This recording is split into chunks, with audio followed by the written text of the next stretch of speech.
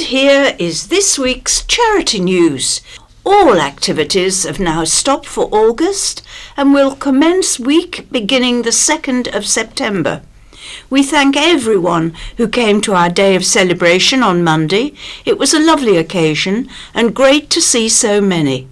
Although our activities are taking a break, the office will still be open and the talking news will carry on throughout the period. We are appealing for tombola prizes for our upcoming summer events. If you have anything you wish to donate, please do not hesitate to pop into Millbrook House, or alternatively, please call the office to arrange collection. Our monthly 100 Club has spare balls available. If anyone would like to buy a ball, it is £2 per month or £24 for the full year.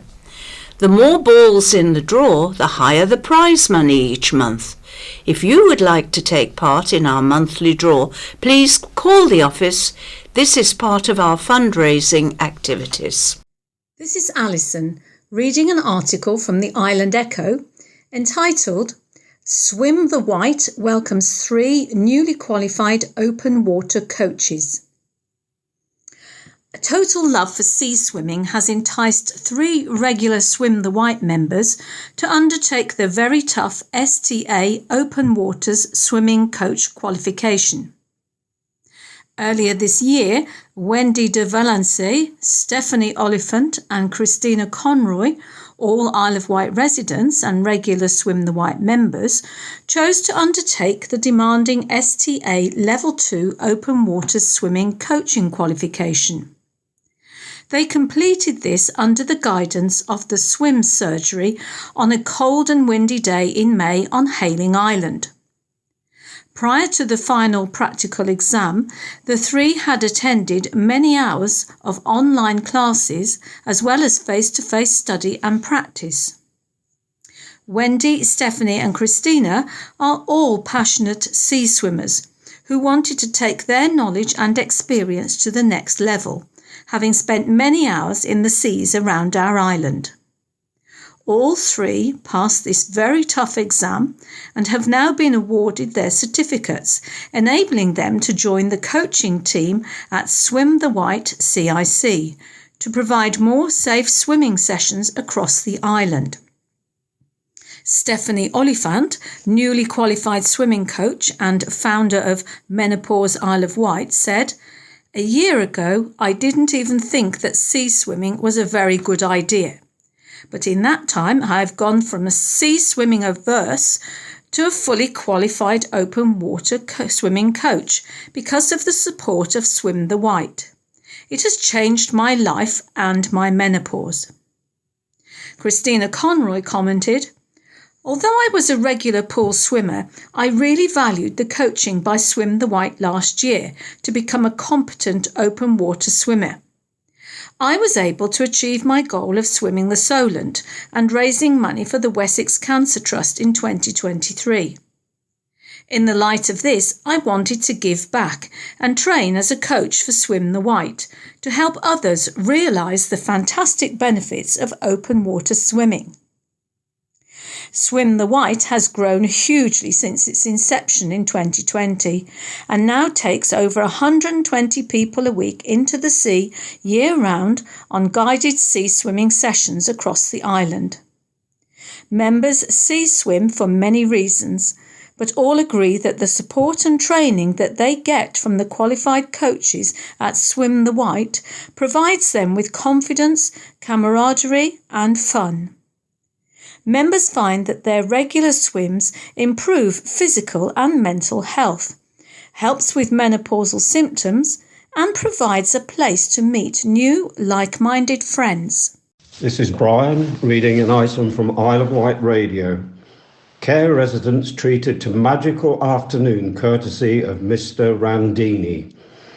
The residents of Orchard House Care Home were treated to a truly magical experience with a visit from the renowned magician David Randini. The event was filled with awe and wonder as David Randini captivated the audience with his incredible tricks and illusions. Residents and staff alike were impressed by his performance, which brought smiles and laughter to everyone in attendance. Katie Schlepp, head of lifestyle at Orchard House Care Home, said, "We're thrilled to have hosted David Randini. His performance was not only entertaining, but also brought a sense of joy and excitement to our residents. It's moments like these that create lasting memories and enhance the well-being of our community." This is Chris reading an article from Isle of Wight Radio. Robin Hill officially sold as new island firm takes over. It's been revealed that Robin Hill Country Park will soon reopen after its takeover by a new island firm was finalised today, Wednesday. Robin Hill Partnership Limited has been set up by Lee Priddle of AMP Hire, Isle of Wight, with further connections to C&O Tractors in Newport.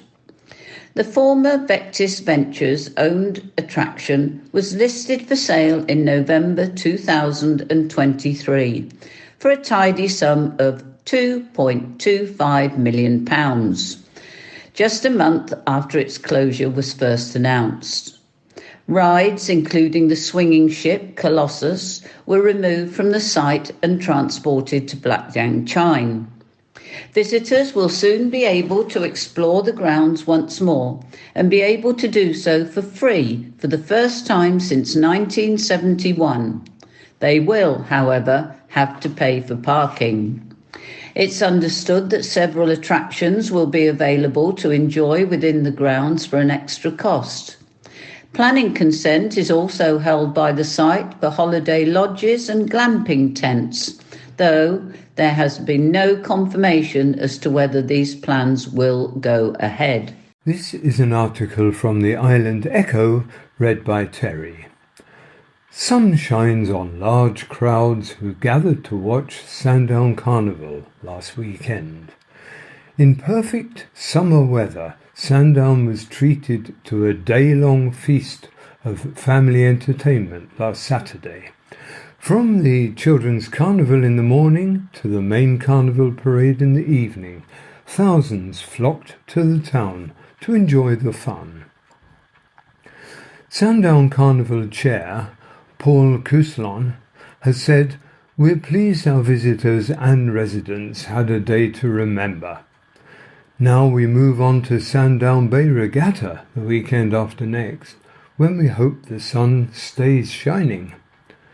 Thanking the organisational team behind the event, Paul said, "As probably the longest-serving community group in town, we're run entirely by volunteers who are proud to carry on the tradition of providing free events each year. And we're forever grateful to the public for their donations, which help us cover our costs." Sandown Bay Regatta takes place over the weekend of 10th and 11th of August, with details on the Sandown Carnival website. This is Alison, reading an article from Isle of Wight Radio entitled "Waste Skirt from Hovercraft Turned into Souvenirs Thanks to New Partnership." Hover Travel has expanded its Hover Green range of souvenirs through a partnership with Isle of Wight-based artisan crafter Offcut. Taking the rubber after it served its original purpose on the hovercraft, Offcut produces highly desirable designer fashion accessories, including bags, keyrings and wallets. Aine Naylor at Offcut explains, "We connected through Instagram, and when I collected the rubber for the first time, I knew immediately we could give this amazing material a second life. I was inspired to create beautiful products from a material that would otherwise end up in landfill or as part of an anonymous recycling process. Together with Hover Travel, we are celebrating the provenance of the rubber and crafting a range of exclusive accessories where the material and its story adds to the design and appeal. The Offcut range is launching with 2 handbags, a card wallet perfect for AirPods, key rings and earrings. The products will be initially available from Hover Travel's terminal in Ryde. Loretta Lale, Head of Commercial at Hover Travel, explains, "We are on a journey of continuous improvement with our environmental efforts and are always looking for exciting ways to maintain our zero waste policy. Offcut's product range is highly appealing and will engage our customers and others, providing an excellent opportunity to tell our Hover Green story and hopefully encourage others to find their own innovative ways to manage waste." Prices for the Offcut range start at £12 for a keyring, with more details available online. This is Brian reading an article from the Island Echo. Access for all at Ryde as beach accessibility facilities officially opened. Ryde's beach accessibility facilities have been officially opened this week, marking a significant step forward in ensuring that everyone, regardless of mobility challenges, can enjoy the beautiful 5-mile stretch of Ryde Beach. This project was born from heartfelt feedback from wheelchair users who are excluded from enjoying one of Ryde's greatest treasures. Recognising the importance of inclusivity, Ryde Town Council embarked on a journey to make the beach accessible to all. With inspiration from beach towns across the country and considering Ryde's unique shifting sands, it was decided a sturdy wooden boardwalk was the best solution. Partnering with Nashers, a dedicated men's sheds group from Seaview, a bespoke 200-metre boardwalk was crafted.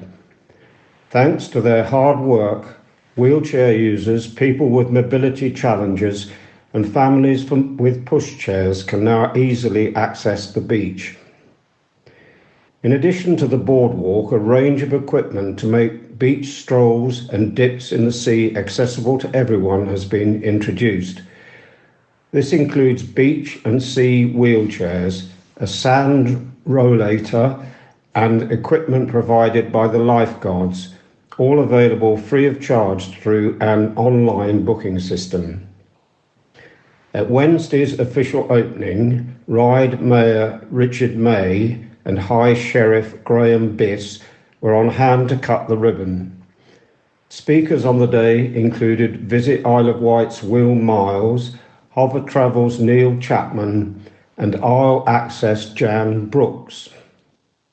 A major upgrade accompanying these provisions is the seasonal Changing Places unit located near the existing toilet facilities at Eastern Gardens. Fully equipped with a ceiling hoist, changing bench, shower and accessible amenities, this facility ensures that everyone can enjoy their time at the beach comfortably. Annette Johansson Steed, Project Officer at Ryde Town Council, has said, "This opening would not have been possible without the support of key stakeholders, Hover Travel, Visit Isle of Wight, Grace's Bakery, Ryde Community Development Trust, Isle Access and Unlimited Island." We also say a special thanks to Coughlan's Digger Hire for their invaluable assistance in preparing the beach area. The support from our main sponsors, Diametric, Visit Isle of Wight and Sport England, has been outstanding. Along with Ryde Town Council, Isle of Wight Council and our wonderful crowdfunding contributors, their generous financial support has helped us exceed £47,000 in funding. We invite the entire community to celebrate this incredible achievement and enjoy the enhanced accessibility features at Ryde Beach. Together, we are making Ryde a more inclusive and welcoming destination for everyone. Thank you for your continued support, and we look forward to seeing you at the beach. For more details and bookings, visit the Council's website or contact Ryde Town Council on 01983 811105. This is Chris and Brian reading the Talking News from sunny Jersey. East Cowes Town Council all set to start 2 major projects for the town from the Island Echo. East Cowes Town Council has secured public works funding for 2 major projects in the town. The first is the total refurbishment of the 60-year-old Esplanade toilets, and the second brings an end to a 10-year campaign to replace the dated East Cowes skate park. The public toilets on the Esplanade, which are more than 60 years old, will undergo a major refurbishment project, both inside and out. East Cowes Town Council has said the toilet block is in an extremely poor condition and has been deteriorating for some time, requiring urgent action to be taken. The Town Council will now be working towards providing a high-quality facility, which will include an external shower and which will serve the public for many years to come. The Mayor, Councillor Tracy Reardon, said, "The Esplanade is a much-loved and well-used community asset, which is used all year round by residents and visitors alike. The Town Council have continued to make many improvements to the area since taking on the leasehold from the Isle of Wight Council, and we want to ensure that the public toilets complement that and provide a modern, clean facility for everyone. The public works funding will enable us to do that. We are fortunate to be working with the island's leading skate park professionals, Zoe and John, to provide a new and exciting experience for all users of the skate park. It has been a long time coming, and we are very grateful to all the users who have been involved in the project from the outset. We are so happy that this funding will enable us to finally deliver the project." Zoe Thompson, manager and director of John Cattle Skate Club, said, "This is a really exciting time for East Cowes, and we are very pleased to be working in partnership with the Town Council, who have shown such commitment to the skate park project. This investment will bring to the island the first modern, purpose-built, full concrete facility. We have a very keen local user group of young people who will be working with us so they can help shape the new development. To know that the children involved now will be able to continue to use this facility into their adulthood is fantastic." John Cattle, founder of Skate Club and White Trash, added, "From the community consultations over the last couple of years, we know that people are desperate for an improved skate park in East Cowes. Now we're well on our way to being able to build something which will attract new users, allow for progression, and have a layout that will offer something different to other areas of the island. It's going to be rad." This is an article from Isle of Wight Radio, read by Terry. 8 good causes handed White Aid grants in latest round of funding. A greenhouse to help volunteers maintain the grounds of historic Northwood House is one of the grants from White Aid in its latest round of gifting. Northwood Park depends on the support of volunteers to keep it looking at its best. The Northwood House Charitable Trust Company received a £8,844.30 grant towards a large greenhouse, which will have a positive impact for the volunteers where they can work together in larger groups. Rosaline Cullen, Northwood House Chair of Trustees, said, "The charity that now runs the house and park is undertaking a major project to develop a volunteer community gardening area, as there is no dedicated facility for the volunteers to meet, coordinate and plan their work, store equipment, or to propagate and grow plants. Central to this work is the need to erect a large greenhouse to extend the growing season. The larger polycarbonate greenhouse that the charity has been awarded funding for from WhiteAid will enable groups of up to 10 volunteers to work together for the benefit of all who use our wonderful park." The other major grant in the June round was for Sandown and Shanklin Rowing Club, who received a £4,740 grant towards replacing an outboard motor on their safety launch. The latest charity cheque was presented at IFPL in Shalfleet by Andrew Nordbrook from White Computers. Andrew has been a supporter of WhiteAid for many years. A total of £16,584.30 was distributed to 8 organisations. Grants of under £500 each went to Apollo Youth Theatre, who received a grant towards specialist dance lessons for their 45 members aged between 7 and 18 years old. Community Spirited Cafe, based in Cowes, received a grant for new banners to display at fundraising events. They have recently become a registered charity, and their aim is to stop loneliness and isolation. Shanklin Football Club received a grant towards new training bibs for their youth teams. The club has been running since 1888. St Helens Primary School received a grant to improve and expand their Forest School Nature Garden. This will provide recreation time for outdoor learning and a breakout space for those with SEND and other additional needs. White Rock Community Events CIC received a grant towards stage hire for the Isle of Wight Steampunk Festival. This event is free and will be held on September the 20th to 22nd in Ryde. Queensgate Foundation Primary School received a grant to help pay for costumes and props for its Dance Live entry. Emma Bradbury from the school said, "We are very thankful for the money that has been provided.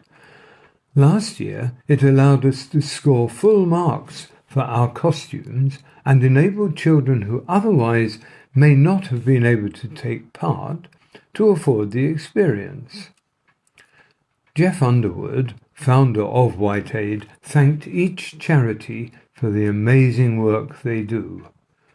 WhiteAid has distributed over £720,000 to more than 240 local charities. Donors are primarily local businesses, but also many individuals who all have a passion for the island. Jeff said, "It is great to support all these good causes, but we can only do it with the help of the individuals and businesses who put their hands in their pockets. We are grateful for that support." This is Alison reading an article from Isle of Wight Radio entitled "Coburg Apprentices Visit to Isle of Wight Reinforces Historical Friendship." The Isle of Wight Council are currently hosting 2 third-year business administration apprentices from the town of Coburg in Germany, as part of the continuing 40th anniversary celebrations of friendship between the 2 locations. Lisa Bachmann and Stefan Buroth were welcomed by the Deputy Leader of the Council, Councillor Ian Stevens, at County Hall last Wednesday, where they toured the building before visiting Newport Roman Villa and the Museum of Island History at the Guildhall. They also paid a visit to Newport Minster, where the foundation stone was laid by Prince Albert when the church was rebuilt. The Isle of Wight has a close connection to the town of Coburg through Prince Albert, who was born in Coburg in 1819. He was a regular visitor to the island and thereafter resident at Osborne House alongside his wife Queen Victoria and their children. The Apprenticeships Exchange Scheme helps the different cultures to swap ideas and develop a greater understanding of how the other council operates. Through work shadowing at the Isle of Wight Council, the Coburg apprentices hope to gain valuable insight into the everyday functions of the local authority. Councillor Carl Love, chairman of the Isle of Wight Council, said, "It was a delight to welcome to East Cowes 2 apprentices from Coburg and show them around on Henry Tuk Tuk, seeing the many hidden gems and illuminating the lesser-known stories of our town. There are so many exciting little stories to tell about our town away from the historic Osborne House, making the links between Coburg and Island people stronger and richer in meaning. Prince Albert was an innovator and brought a legacy to our town of innovation, developing technology here today and providing much needed employment in the building of lifeboats, cutting-edge marine industry, shipbuilding and many other things. A partnership between Coburg and the Isle of Wight benefits both in the tourist industry and, as we can see from this visit, enriches the skills and knowledge of the young people who will carry forward our friendship and history in a lasting and meaningful way. I look forward to visiting Coburg one day with my husband David to seek out those smaller stories of friendships to be told between our two peoples." This is Chris reading an article from the Island Echo. Nellie, the big recycling fish, makes a splash at Cows Week. This year, Cows Week features a special guest with a powerful message for sustainability and the environment. Nellie, the big recycling fish. Nellie is a striking metal sculpture created and designed to collect plastic bottles and aluminium cans for recycling by South Coast charity, the Final Straw Foundation. It is on display at the main site throughout the event, thanks to the generous support of Whitelink, who have provided free transportation for Nellie, and the organisers of Cows Week for hosting this unique installation. Cows Week, one of the oldest and most prestigious sailing regattas in the world, has been a highlight of the British sporting calendar since 1826. This year, the event is taking another significant step towards environmental responsibility by spotlighting the issue of waste through Nellie, the big recycling fish sculpture. The presence of Nellie at Cows Week serves as a poignant reminder of the amount of waste we produce, particularly single-use plastics and aluminium cans. Visitors are encouraged to dispose of their empty bottles and cans by feeding them to Nellie, who will be prominently positioned on the main site. This initiative highlights the importance of recycling as a key component in managing waste and protecting our environment.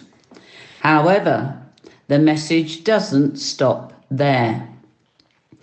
Final Straw Foundation CEO Bianca Carr explains, "While recycling is crucial, it is not the best answer.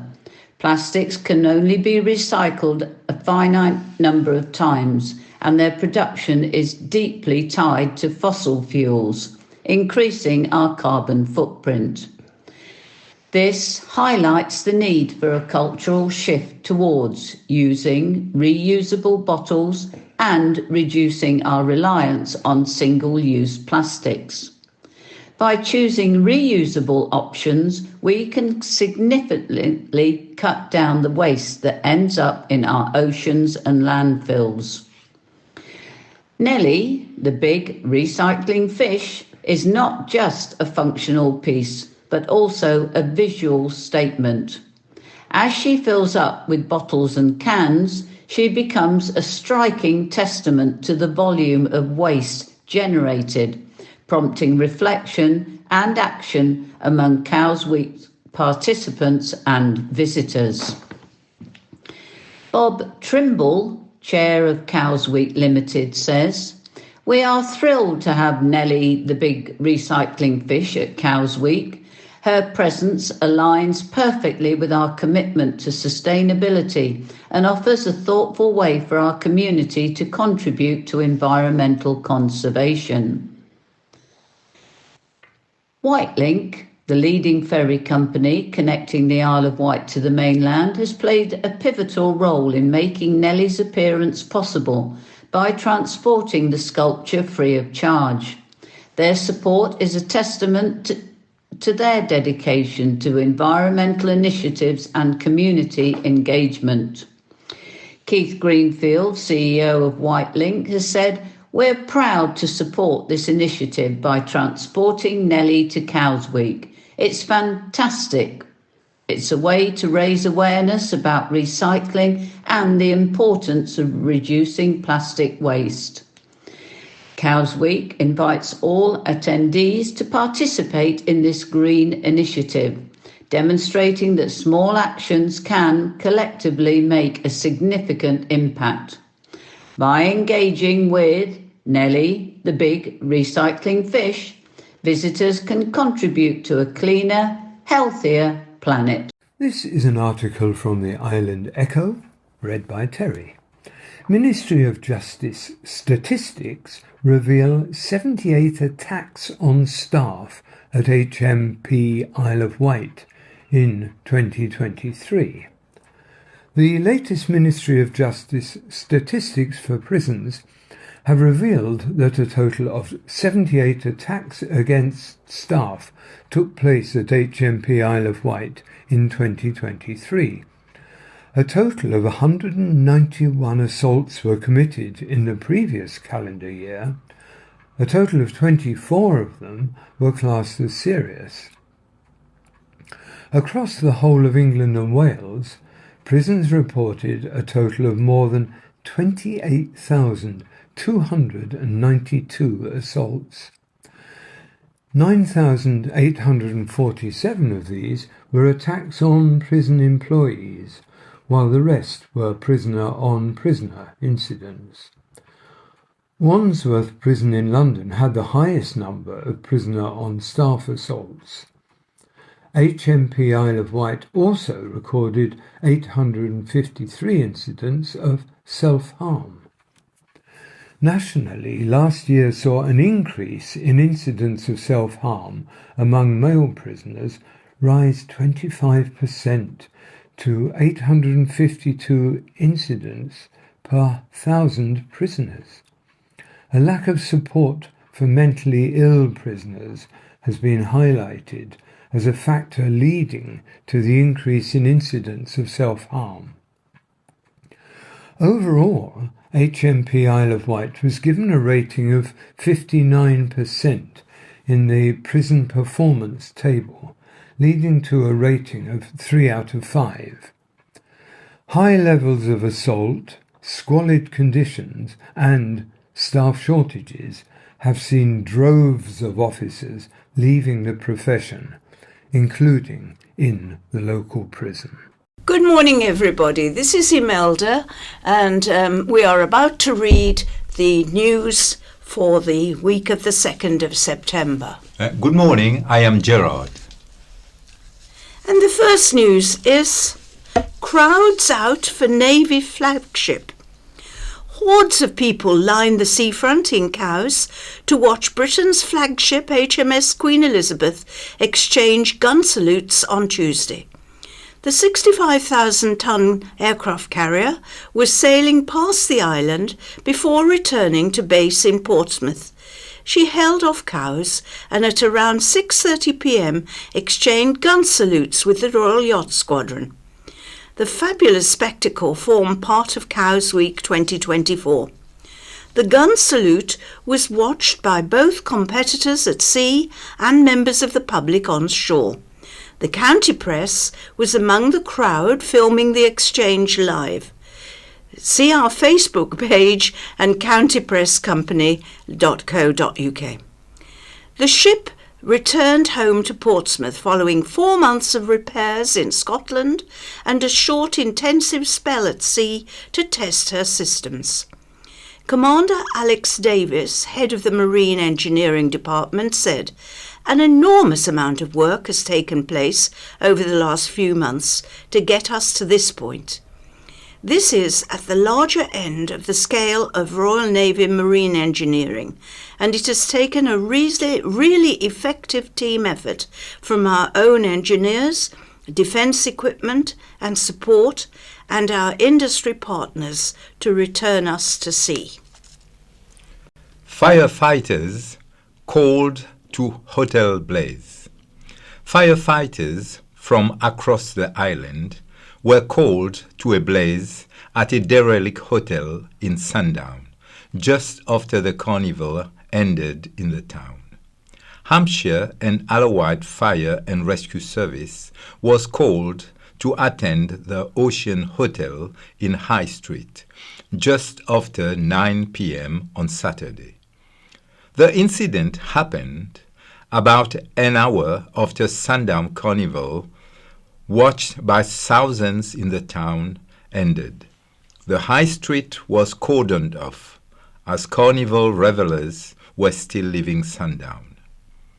Appliances from Sundown, Ryde and Newport were sent to extinguish a small fire in the hotel's ground floor garage, also described as an outbuilding of the dilapidated hotel. Fire crews used one hose rail jet to extinguish the fire and used thermal imaging cameras to detect any further hotspots. Officers also conducted a full building search to make sure there was no one on the premises. The historic Ocean Hotel was ravaged by fire just over 3 years ago and has been a target for vandals ever since. Locals fume at car park drone plan. Angry residents of Cowes have labelled the closure of a car park for a 6-month drone trial a disgrace and claim they have not been consulted on the plans. But the Isle of Wight Council insists all proper procedures have been followed. Shouts of "no drones here" and banners saying "no drone zone" were held aloft as more than 50 people turned out to protest on Tuesday. They gathered at Mornington Road car park, where from Wednesday commercial drone flights are due to take off and land. Operator Inteliports hopes the project will create a drone corridor to Forley on the mainland, improving the community's access to goods and decarbonising island logistics. Resident Gilly Hall, who lives on Cliff Roads, next to the car park, said the area is totally unsuitable for the trial. It is full of wildlife such as red squirrels, foxes, bats and songcrus thrushes, she said. Julie said the nearby village green and car park are used all summer. "We're really angry and upset about it," she said. In a letter to some residents, the council previously said local ecologists found no significant impact to wildlife. But David Clemente, who lives about 20 yards from the car park, said residents find no evidence of a proper ecology study. Plans were first unveiled at a stakeholder event in April, but locals say they were not aware nor invited. We, the residents who elect the councillors, are the most important stakeholder, and we have not been talked to at all, David said. How can a site in the middle of cows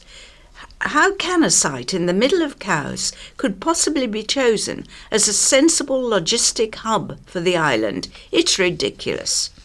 Cowstown councillor Siobhan Barnley claims the town council hasn't been consulted either and is looking at an injunction to stop the plans.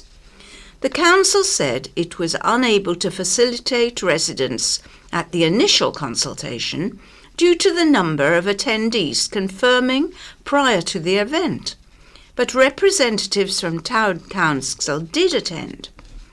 A spokesperson said, "Ongoing consultation is active and monitored via emails, which have been established by both the Isle of Wight Council and IntelliPorts to answer any questions and to look to make adjustments where possible." A council spokesperson said, "The Isle of Wight Council has followed all proper procedures in relation to closing the car park, and notice boards will be put up shortly." They added that the car park sees very limited use. Cemetery's magnificent 7 Green Flag Awards. Northwood Cemetery has earned a 7th successive Green Flag Award, a coveted international quality mark for outdoor spaces. Celebrating their accomplishments, the Friends of Northwood Cemetery group, who manage a green haven, are thrilled with the recognition.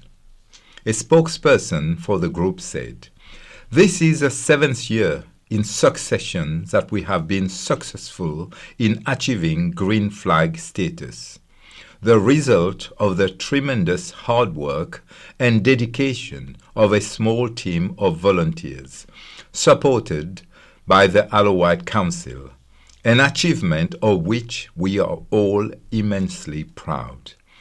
The Green Flag Award scheme, led by environmental charity Keep Britain Tidy, sets the benchmark standard for green space management globally.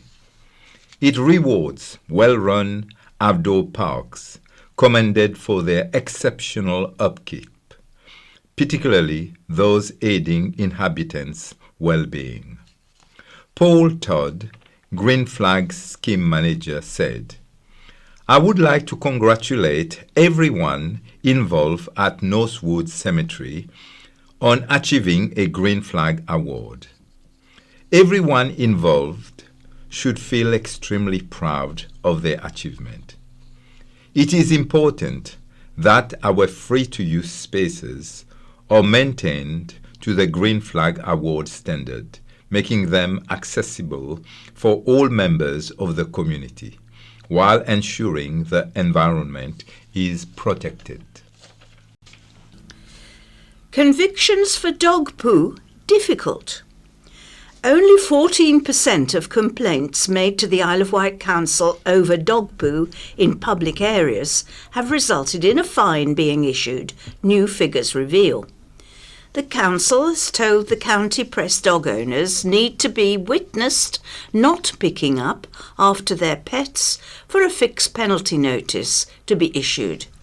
This is clearly very difficult, as we cannot be everywhere at once, a spokesperson said.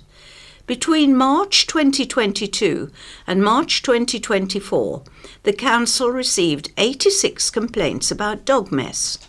In 22 to 23, just 7 fixed penalty notices were handed out, while there were 5 in 2023 to 4.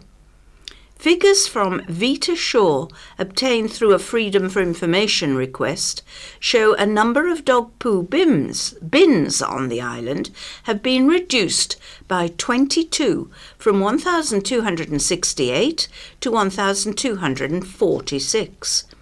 A spokesperson for the Isle of Wight Council said, "Dog mess is unpleasant, unhealthy, and is a blight on our landscape, and the council is doing all it can to crack down on irresponsible owners. The problem we have is that dog owners need to be witnessed not picking up after their pets for a fixed penalty notice to be issued. This is clearly very difficult, as we cannot be everywhere at once. Our environmental officers carry out regular patrols, and if dog owners are spotted not picking up their pets, they will be issued with a fixed penalty notice. Anyone who does not immediately clean up fouling by their dog is committing an offence, and they could be fined £75, which is reduced to £50 if paid within 10 days of the fine being issued. If the fine is not paid, a magistrate court can impose a fine of up to £1,000. To report dog fouling, go to Fix My Street at islandroads.com. Shock at closure of post office. A town centre convenience shop and post office is to close its doors later this month. Central Stores on Well Road, East Cowes, is ceasing trading and shutting permanently. It has been confirmed. The closure also means the post office inside the shop will close. The nearest branch is up the hill at Osborne Garage. A sign on the door of Central Stores said, "Thank you for your loyal custom over the years. We hope to see you at our sister store at Osborne Garage." Carl Love, councillor for East Cowes, claims workers at the shop have been issued with redundancy letters. He said, "This will come as a shock to many people. I will be raising this at the next East Cowes Council meeting, as it's a very important community asset to many local people." Central Stores and the post office will be closed from the 12th of August. African homes for old laptops. Redundant Isle of Wight Council laptops are being refurbished for use in some of the world's poorest communities.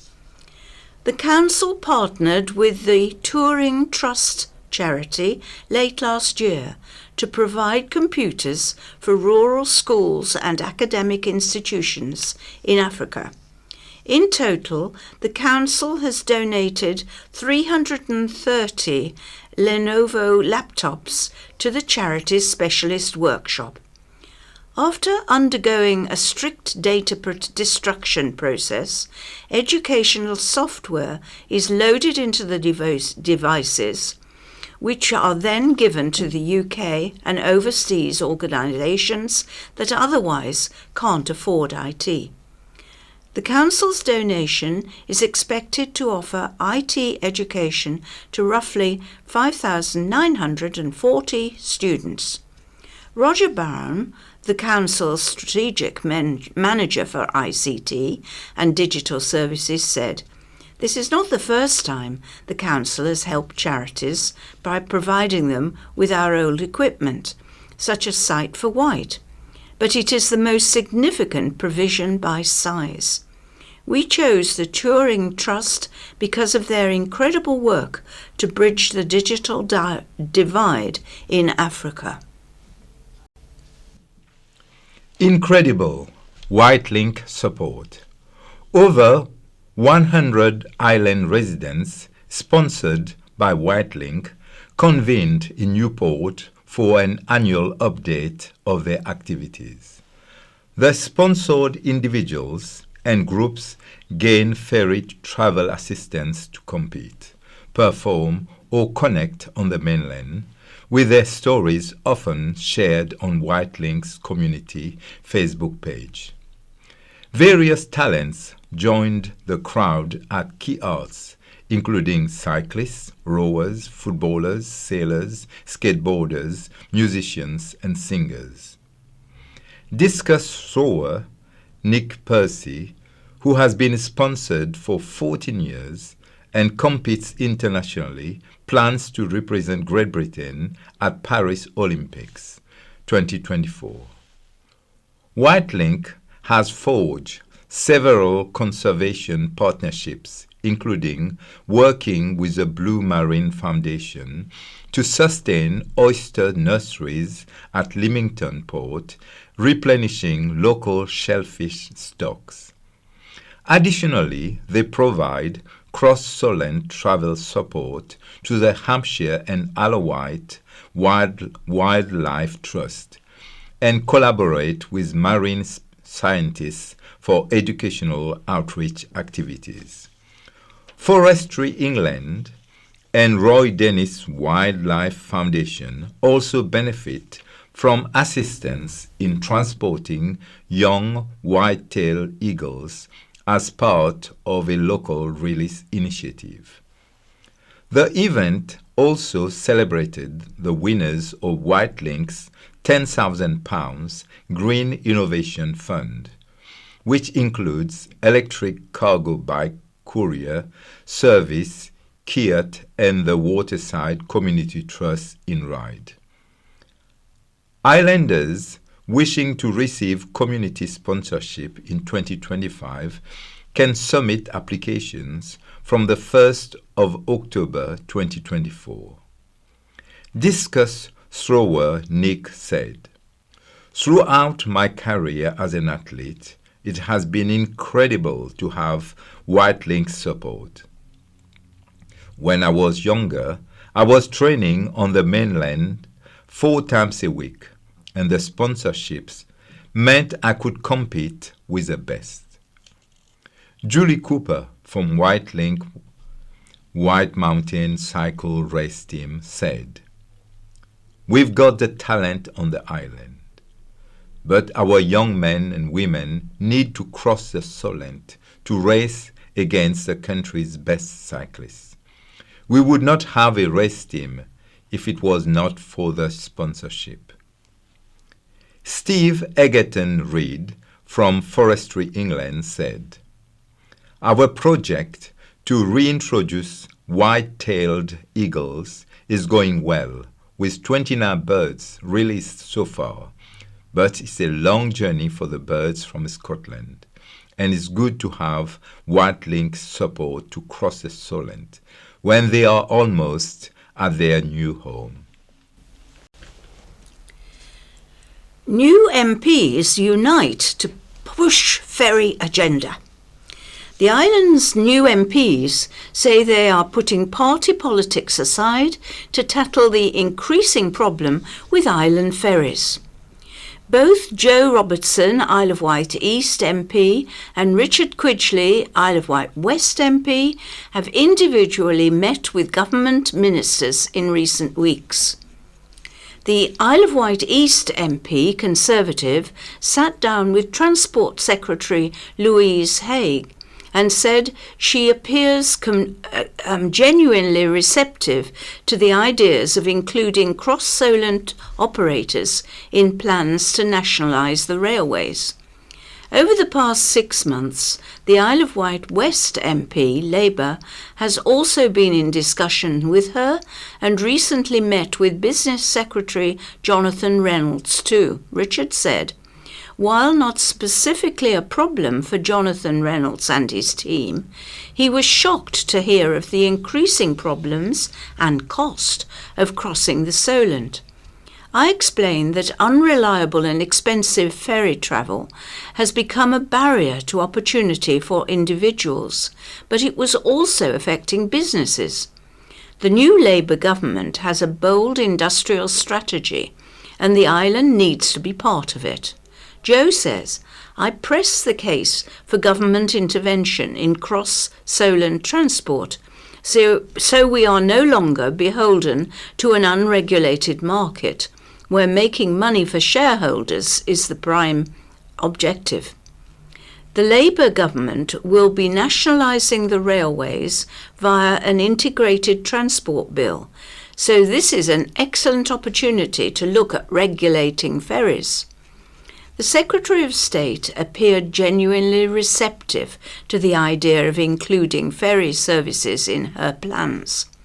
Following the general election, the two MPs had agreed to work together for the good of the island, despite being of opposite parties. We said all along that two voices in Westminster speaking up for the island will be better than one, Richard said. The growing issues with the ferries are too big to let party politics get in the way. There'll be plenty of other issues we approach differently. Joe said, with a new government sitting on a large parliamentary majority and two MPs working together, we have the best chance of finally dealing with the ferries in a way that is fair for residents. The Isle of Wight ferry firms say they plan to meet with the MPs, but stop short of addressing calls for government regulation. Whitelink told the county press it continues to deliver an exceptionally reliable service, while Red Funnel insists it is committing to providing a lifeline service. Fran Collins, Red Funnel's CEO, said she looks forward to hearing back from the MPs with dates to meet up. Meanwhile, a Whitelink spokesman says, "We look forward to meeting them and working closely with them." We've also written to Secretary of State Transport Louise Hayes, congratulating her on her appointment and inviting her to visit our ports and see our operations in action. Air ambulance plan to take off. Major plans which would see Hampshire and Isle of Wight Air Ambulance's headquarters moved closer to the island have been cleared for takeoff. The charity hopes the relocation will dramatically reduce response times to emergencies on the island. Currently, Hampshire and Isle of Wight Air Ambulance is based at Thruxton in Andover, on the northwest edge of the county, a considerable distance from the majority of its missions. Plans to move the base to near Southampton Airport on George Curl Way were unanimously approved by Eastleigh planning officials on the 23rd of July. The charity says the move will put them at the heart of the 70% of its call out. Richard Corbett of Hampshire and Isle of Wight Air Ambulance, CEO, said, "We are extremely pleased to have gained approval from Eastleigh Borough Council. We thank everyone who has provided input and feedback to our application, none more so than the swathes of people in our community who submitted overwhelmingly positive feedback, not just for this relocation, but for our service as a whole. This move will undoubtedly allow us to save more lives, more regularly. Every decision we make as a charity is with the outcomes of our patient at its heart, and this move typifies that." A total of 371 comments were received, of which only 4 were objections, in addition to the 612 comments made prior to the application via public consultation. The new airbase is just 70 meters from the M27 and close to the M3, which the charity says will allow the team to better utilize its fleet of emergency responses vehicles alongside the charity's aircraft. The planning committee noted that it is rare within their role that they make decisions that save lives, and it was therefore an easy decision to make.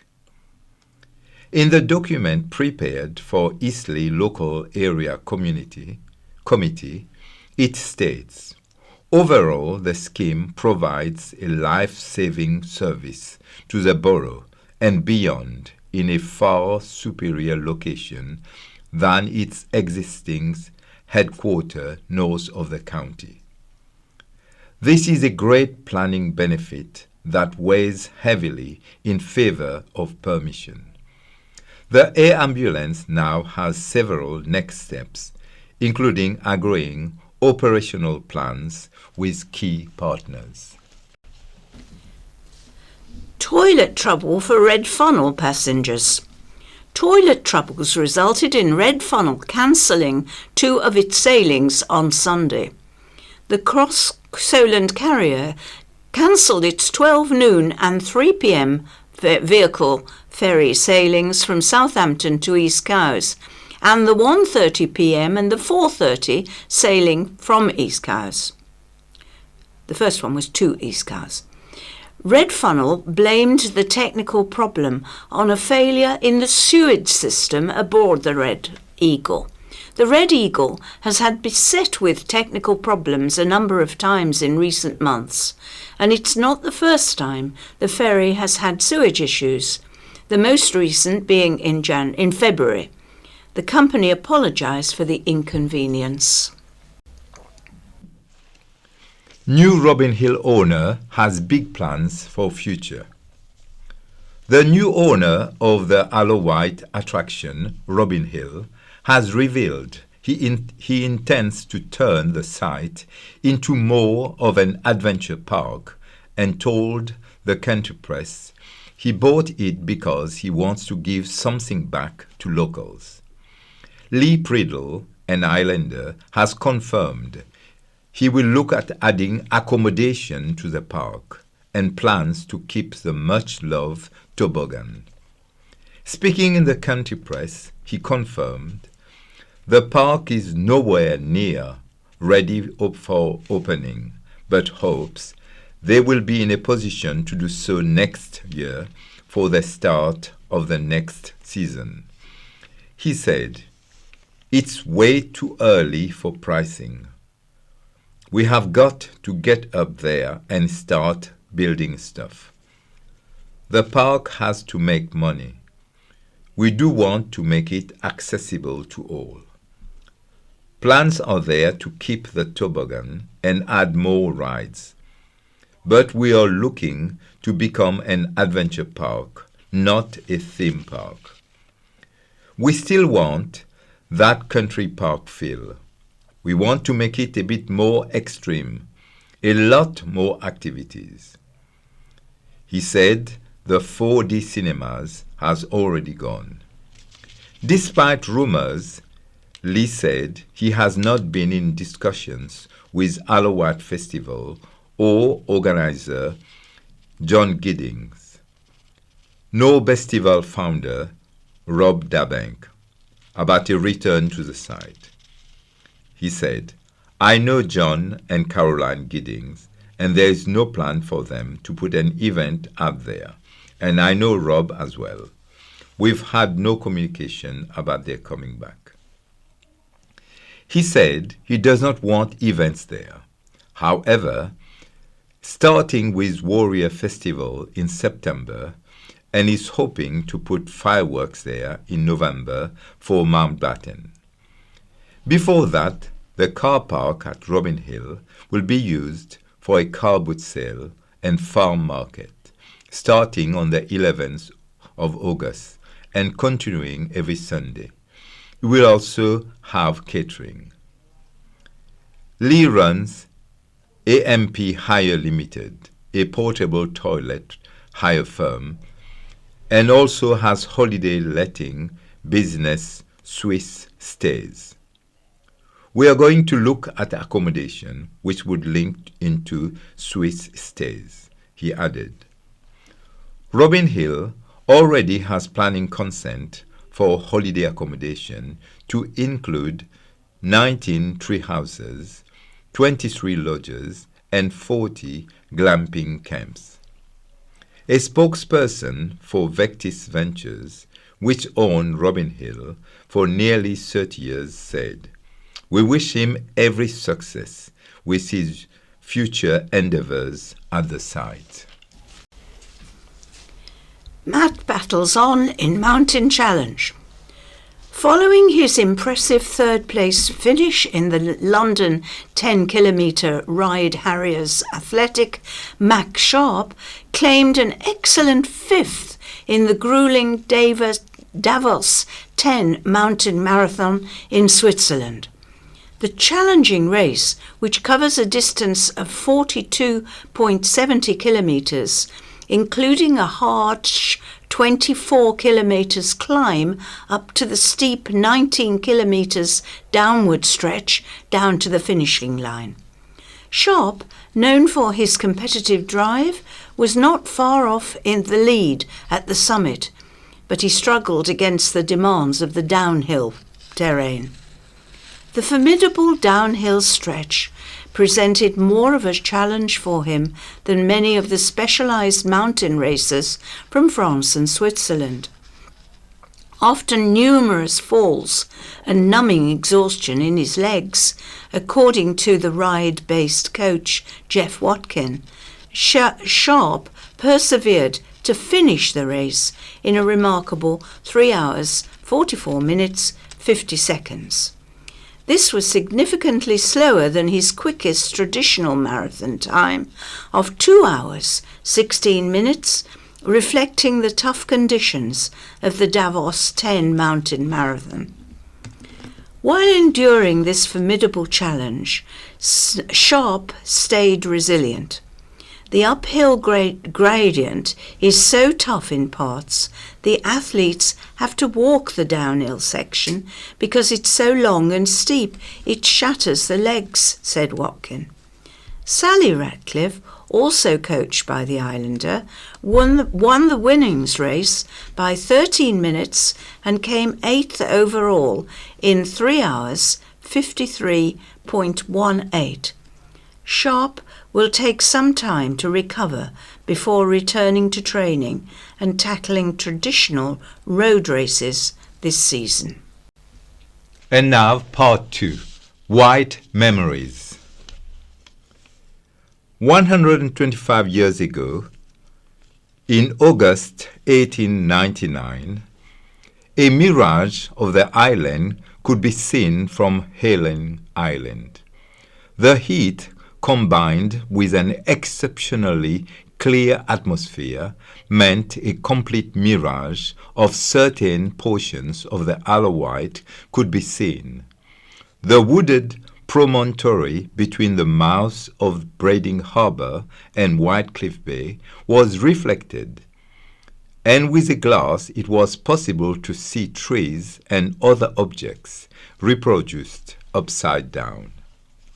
Queen Victoria took a gracious interest in Cowswick, with the flair of the proceedings further enhanced by the presence of the Prince and Princess of Wales and other royals. Princess Henry of Battenberg took over the Queen Victoria Award at the County Hospital.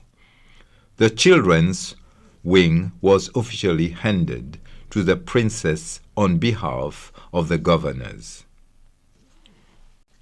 100 years ago, in August 1924, a Hopton wood stone tablet bearing the names of 28 Yarmouth men who gave their lives in the war was erected on the front of the town hall. A large gathering of townsfolk watched the tablet be placed somewhat belatedly because of difficulties in deciding what form the memorial should take. It was unveiled by Major General Seeley. Islanders gathered at Ryde Esplanade to view the illumination of the Grand Fleet which the King was visiting. 200 warships filled the Solent, anchored in 10 long lanes stretching from the East Bramble lightship to Horse Fort. 75 years ago, in August 1949, Yarmouth brothers Stanley and Colin Smith set sail from Canada for England in their 20-foot half-decked sailing boat Nova Spiro on July the 6th. No information had been received until a steamer reported spotting them halfway between Newfoundland and Cornwall. Both former members of the Yarmouth lifeboat crew, the brothers constructed their vessels in Nova Scotia to cruise through the Canadian lakes, and news of their Atlantic bid came as a surprise to their parents. The guest of honor at Yarmouth Carnival was Miss New Zealand, Mary Woodward, who was touring the country. She crowned the town queens. And 50 years ago, in August 1974, a shortage of sugar led to panic buying by housewives and grocers and rationing supplies. Wroxall's children planned a protest march about the lack of playing area facilities in the village. Leader of the opposition Edward Heath said the island must be recaptured for the Conservatives when he spoke at a party rally in Barton Manor. An unusual missing person hunt ended with the return of a 3-foot-tall duck puppet, Herbert, to ride conjurer Christopher Cox. A car ended up in Ryde's paddling pool after it was involved in a crash. From coffee to couture on Cowes historic High Street. Stroll along the High Street in Cowes and you're walking through the story of so many businesses and the people that run them. Cowes still has several iconic family businesses. Some, such as Beacon, Benzie and Pascal Atke, are well known off the island too, but others have disappeared. More than 100 years ago, Cowes High Street boasted top fashion houses supplying made-to-measure outfits around the world under royal patronage. Royal warrants were presented to several Cowes businesses, such as Brown's Stores, whose premises were later to be occupied by Somerville, then Sainsbury's. Medina Road went from being a salt marsh to a street lined with shops, pubs, and major industry. Until the last few decades, most streets in Cowes had a corner shop supplying groceries, sweets, and day-to-day necessities. Almost all are now gone in the era of superstores. You can find out more about the old shops of Cowes and what became of them at the Couture to Coffee Shops exhibition. As well as many photographs, there will be old shops artifacts, such as trigger memories and a model of the Victorian Brown store with a royal warrant. The exhibition runs from Friday the 16th of August to the 18th of August at the Beckford Centre, Cowes, PO 31 7SE. It is open from 10 a.m. to 4 p.m. each day. Entry is free, but donations welcome. The display has been put together by Cowes History and the community group, which looks after the archives of photos, cuttings, and documents relating to the Cowes area. And now we go on to My View. Slashing schools will cause chaos. Why does the Isle of Wight Council have such a problem with schools? Whatever the party in control, chaos always follows the council when it comes to island education. David Pugh's 2007 to 2013 Tory cabinet oversaw the catastrophic reorganisation to a two-tier system, which saw numerous schools plummet into Ofsted-rated special measures, thousands of young people's education disrupted, and the impact still being felt by schools today. Things got so bad in 2013 that Hampshire was asked to step in. A disproportionate number of island secondary schools required significant improvement or were in special measures. Plus, the number of young people absent from school was the worst in the country. It was in a dire state.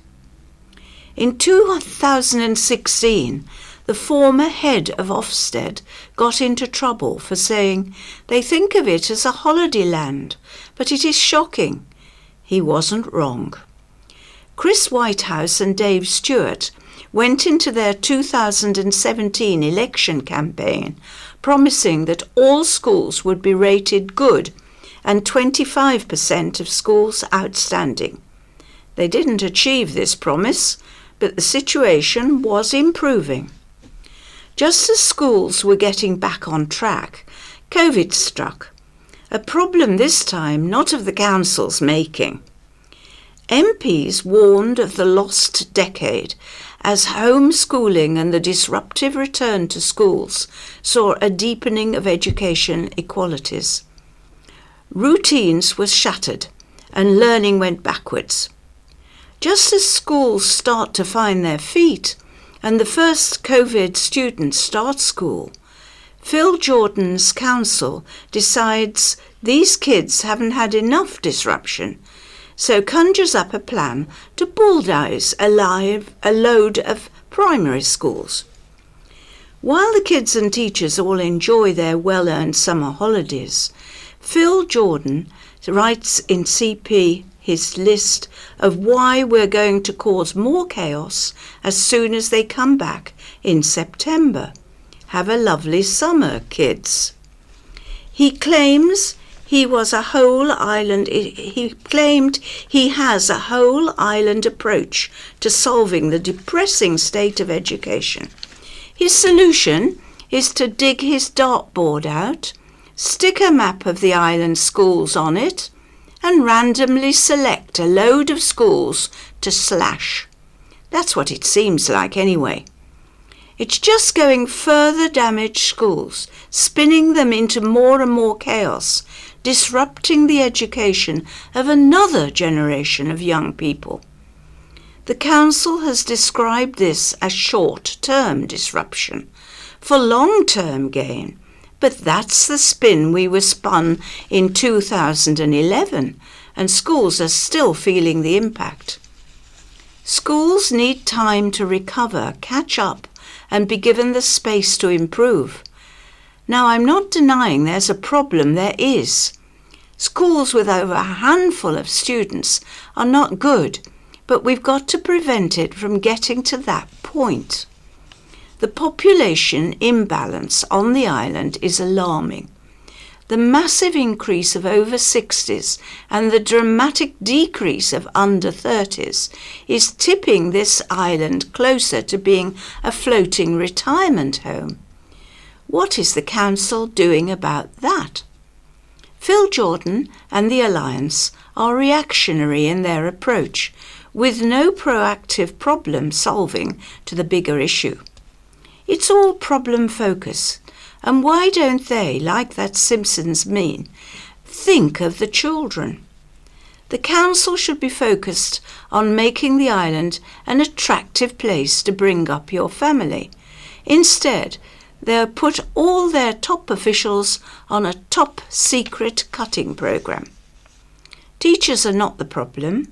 They work insanely hard, going above and beyond for every student, often using their own money to buy glue sticks when they're told there's no budget left, working ridiculously long hours, and are passionate about getting the best out of everyone. They, as well as our young people, have been let down by poor leadership, constant disruption, and disastrous decision-making. What they need is to be left alone. They just want to get on with teaching. But for too long, young people have been let down by the Isle of Wight Council's attempt to sort out problems with schools. They've made it worse every time. The primary school closures will do that again. And now, part 4, public information. Helping to provide homes for nesting swifts. Some later nesting swifts will still have young in August, and others will have finished breeding during the second half of July and headed back to overwintering grounds in Central and Southeast Africa. These incredible birds stay with us for a comparatively short time, but they are a quintessential part of summer, treating us to a spectacular aerial acrobatics and zipping low over the rooftops in exuberant screaming parties. The full name of the species of swift that breeds in the UK and on the Isle of Wight is the common swift. However, it is no longer as common as it once was, having declined by over 50% in the UK since the year 2000. Indeed, it is now on the red list of birds of conservation concern. Numbers are thought to be plummeting largely due to the loss of nest sites, which are in cavities high within walls and roofs of older buildings.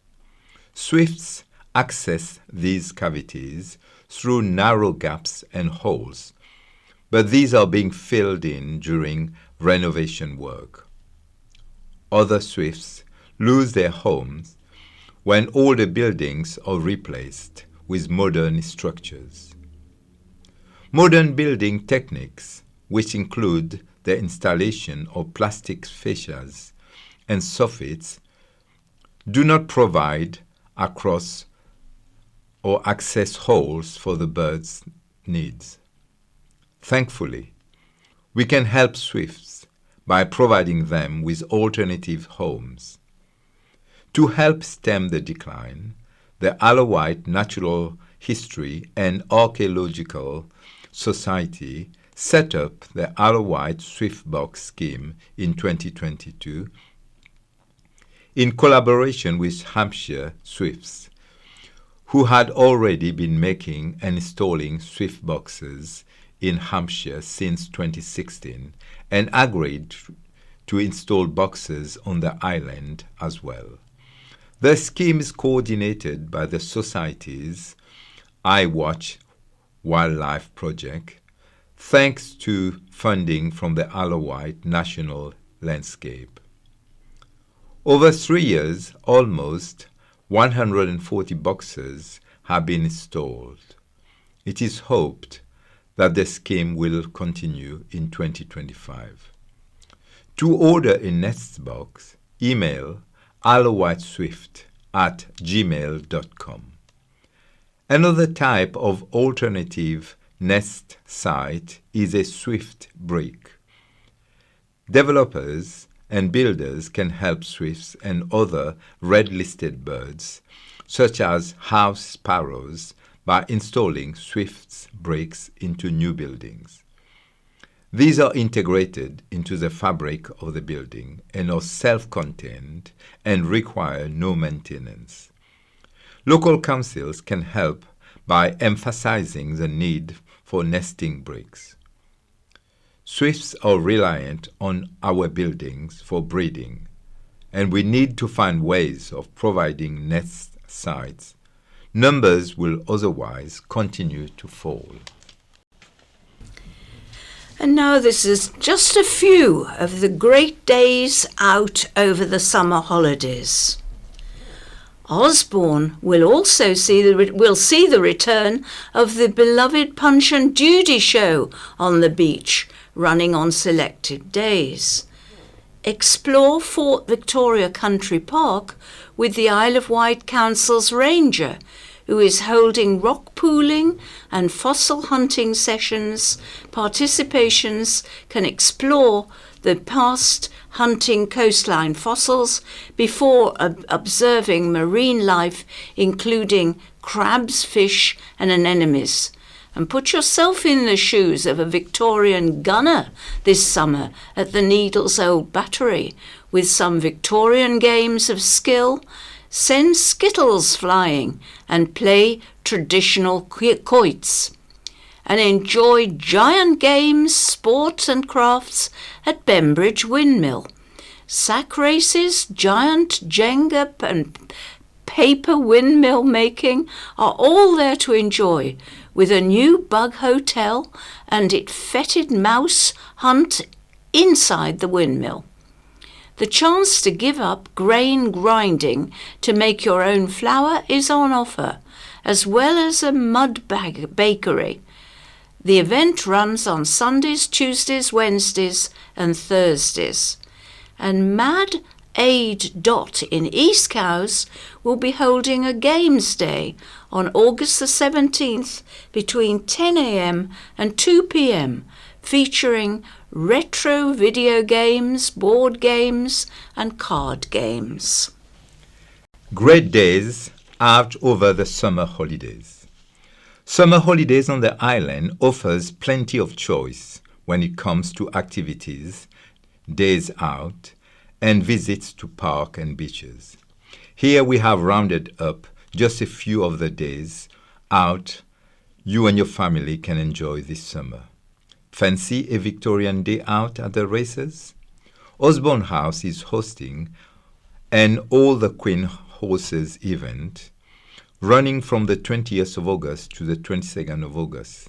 Spectators will be able to place bets on their favorite horses and marvel at displays of horsemanship. This will run alongside music, storytelling and performances. The historic grounds of Carisbrooke Castle will hold an array of events this summer, including the Knights Tournament from August the 6th to August the 8th, where 4 knights will test their mettle before a grand melee final. The following week, the legendary joust will run from the 13th to the 15th of August, where knights will strive to become the day's champion, each representing a mythical or legendary character. Discover local history in Mottystones Manor's sheltered valley garden with a story of Warrior, the real war horse, whose owner, Jack Seeley, lived at the manor house. Activities range from space hopper racing, a horse disco, horseshoe pitching, and an apt game of pin the tail on the horse. At Newtown National Nature Reserve, take a plunge into history with a radio medieval fair inspired by the ancient festival that took place in the old port town. Activities range from archery, a hidden mice hunt, and a chance to meet the Pied Piper of Newtown. Take advantage of the island's geology with guided fossil walks from White Coast Fossils at Compton Bay. Learn the fascinating history of the Jurassic Coast and see cold, hard evidence of dinosaur footprints. And now we go on to our letters. And one of the letters is from Martin Cook and St Helens. My wife and I have owned a property on the Wight for approaching 30 years. We are also based in London, but since retiring 4 years ago, we split our time roughly 50% to each house. We contribute to village life, shop locally where possible, and frequent all the local bars, cafes and restaurants. For some years, we have rented out our house in high summer to subsidise the annual costs, bringing many splendid tourists to the island. We have recently stopped this to have more time to enjoy the house ourselves and invite many friends and families down too. We already pay more in council tax on the island than our much larger London house. When the rates double next April, we may well look to sell the house and buy a much smaller place nearby. We have a 5-bedroomed house and will probably buy a 2-bedroomed house instead. Can anyone please tell me how this will help a local person buy an affordable house? Have your say over bus services. A letter from Penelope Baker of Lake. One of the pledges in the King's speech on the new government's plan was a reference to supporting community bus services. There are areas on the island which are in need of such support. Ventnor, with its special issues, needs a smaller type bus, as weight restrictions with special licensing must be the future. A shuttle bus serving Ventnor and nearby Perron Way in Sandown is one solution, with other community bus services in isolated areas. It is time to stop backward thinking that argues for demolition of roundabouts to allow main bus routes to change into the Fairway Lake to make more traffic. Whilst the prospect of a unique Disneyland dinosaur tourist attractions lingers in the fantasy of one Sandown councillor, using the Fairway as a route for tourists is a non-starter, and isolated communities should not be used to deliver such schemes. There are more sustainable ways to provide bus services to Perron Way. The island planning strategy open to public consultation is a route to getting funding for bus shuttle services. Consultation ends on the 19th of August. Tourists are put off by ferry fares. Regarding all the road closures, tourists are unlikely to be aware of them until they get here. Trouble is, they're being put off coming to the island by outrageous ferry fares being quoted for summer breaks. I'm aware of 3 separate examples this week of visitors abandoning the thought of short visits to the island because of the extortionate car ferry fares quoted. Environmental vandalism. A letter from Bob Seeley, former MP. The Telegraph is reporting a 57% rise in housing targets for the Isle of Wight. News reports show that the Labour government and Angela Rayner have demanded an extraordinary increase in housing targets for the Isle of Wight. They are demanding over 1,000 a year be built and 1,104 to be exact, an increase of 50%, whilst many cities are seeing a reduction. I am gutted that it is now happening. It is bad news for the long-term future of the island. We negotiated exceptional circumstances for the Isle of Wight to help us plan better. This has now presumably gone, and we are being landed with utterly unachievable targets. Residents group with whom I have worked will be worried about the future. At a time when our own population is declining and our public services are under pressure, this is a dreadful decision. Worse still, we have no means of delivering these sorts of numbers. How on earth will Southern Water, Highways and the NHS cope? Greenfields around Freshwater, Totland and elsewhere will go. Newport will expand towards Cowes and East Cowes. Rural areas in the east of the island will go. This is the equivalent of 2 new towns on the island, a bonanza for developers at the expense of our quality of life, protection of the island's nature, and the visitor economy. We needed modest numbers of new housing built for islanders in small-scale developments fitting for the island. Instead, we are going to get major urban sprawl over the next decade. This is little more than environmental vandalism. Won't shop in Boots anymore. This is from Jennifer Coombs of Newport. I have just returned from a trip to Boots in the High Street, Newport. I had several items with a value of about £50. Some were age restricted, so that they would need to be checked. A couple had security tags, which need to be removed. I waited at the tills while a member of staff served a lady. When I went forward, I was asked if I was paying by cash or card. I replied card, and replied that I had to use the self-checkout that should not serve me at the till. To say I was shocked was an understatement. As a consumer, it is surely my choice. I said I didn't want to use the self-service and was told again she wouldn't serve me.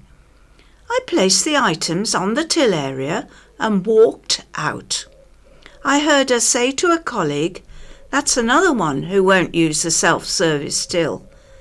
That should tell you something. I won't be shopping there any more, and the points on my loyalty card over £100 will be spent online, as I'm not going to lose them. I've shopped in Boots all my adult life, so well over 40 years, but now I'll go elsewhere. They will lose a lot of customers. And the final letter, more cleaners are needed. A letter from Edward Lyon of Sundown. Does anyone in charge of the Isle of Wight take tourism seriously? Any decent seaside resort keeps toilets always open and ensures everywhere is free of litter at all times. There are some brilliant cleaners who do a grand job, but not enough of them. Who chooses the companies which often leave our beautiful island in a disgusting state? Are they mates of those who do? Why don't the council run everything themselves? Town centre managers were a good idea, but instead of hiring useless office workers who merely phone someone qualified to do the job, plumbers and electricians should be appointed, who can immediately go and do the job themselves. Also, if those in charge, in return for their status and chain of office, aren't prepared to ensure our whole island is neat and tidy, and welcoming to visitors at all times, including weekends, they should give way to those who are. Furthermore, it would be nice if those who run businesses who do not, as many already do, clean up their environs before the start of their day, joined in.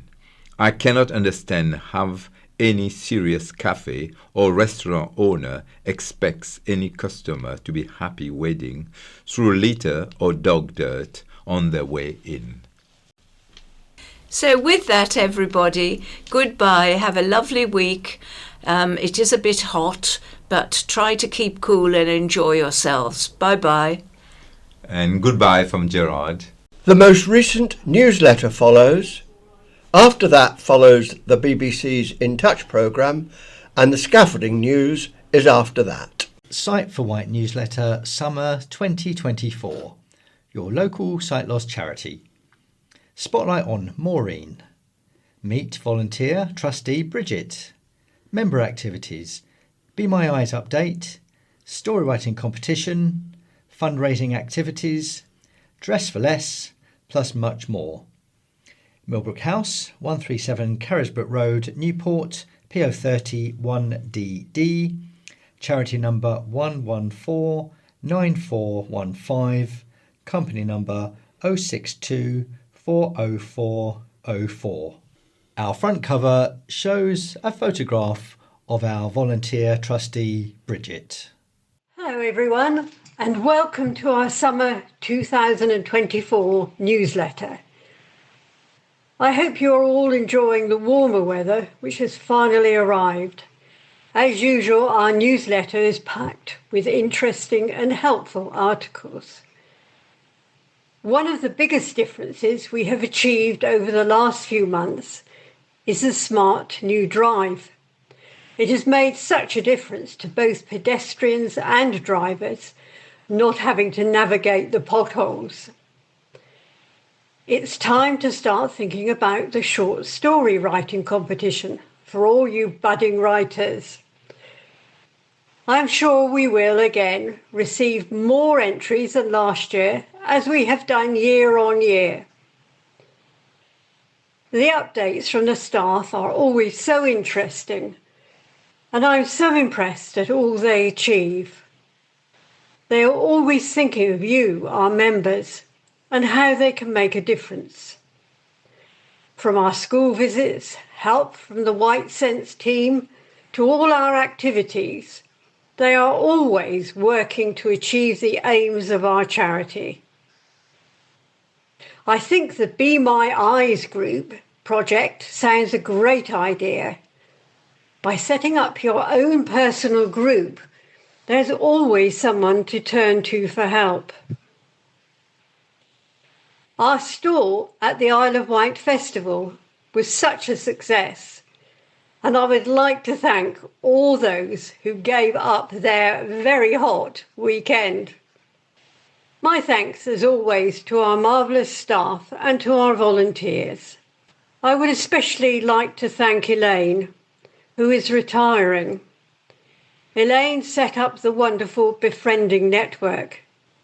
It means, as it was proved so successfully during COVID, that there is always someone to talk to. It's a real lifeline to many. Thank you. Hello, this is Lisa reading the CEO report. Hello everyone and welcome to our summer newsletter, and how lovely it is to finally say summer. We enjoyed wonderful weather at the Isle of Wight Festival, where we had our own charity stand playing goalball with some 600 festival goers. The game attracted adults and children alike, and with John's wonderful commentary inspired by Euro 2024, so much fun was had by everybody who played.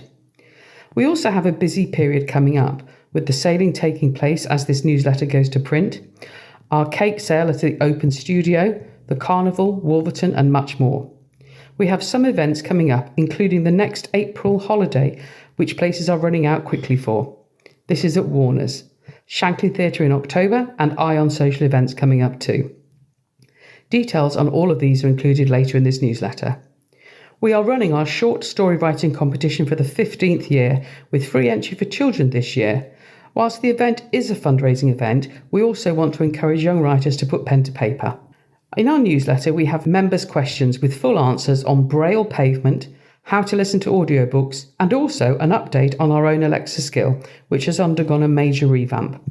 Don't forget, we are suspending activities and groups during August to give our volunteers a well-earned break. Again, details included later.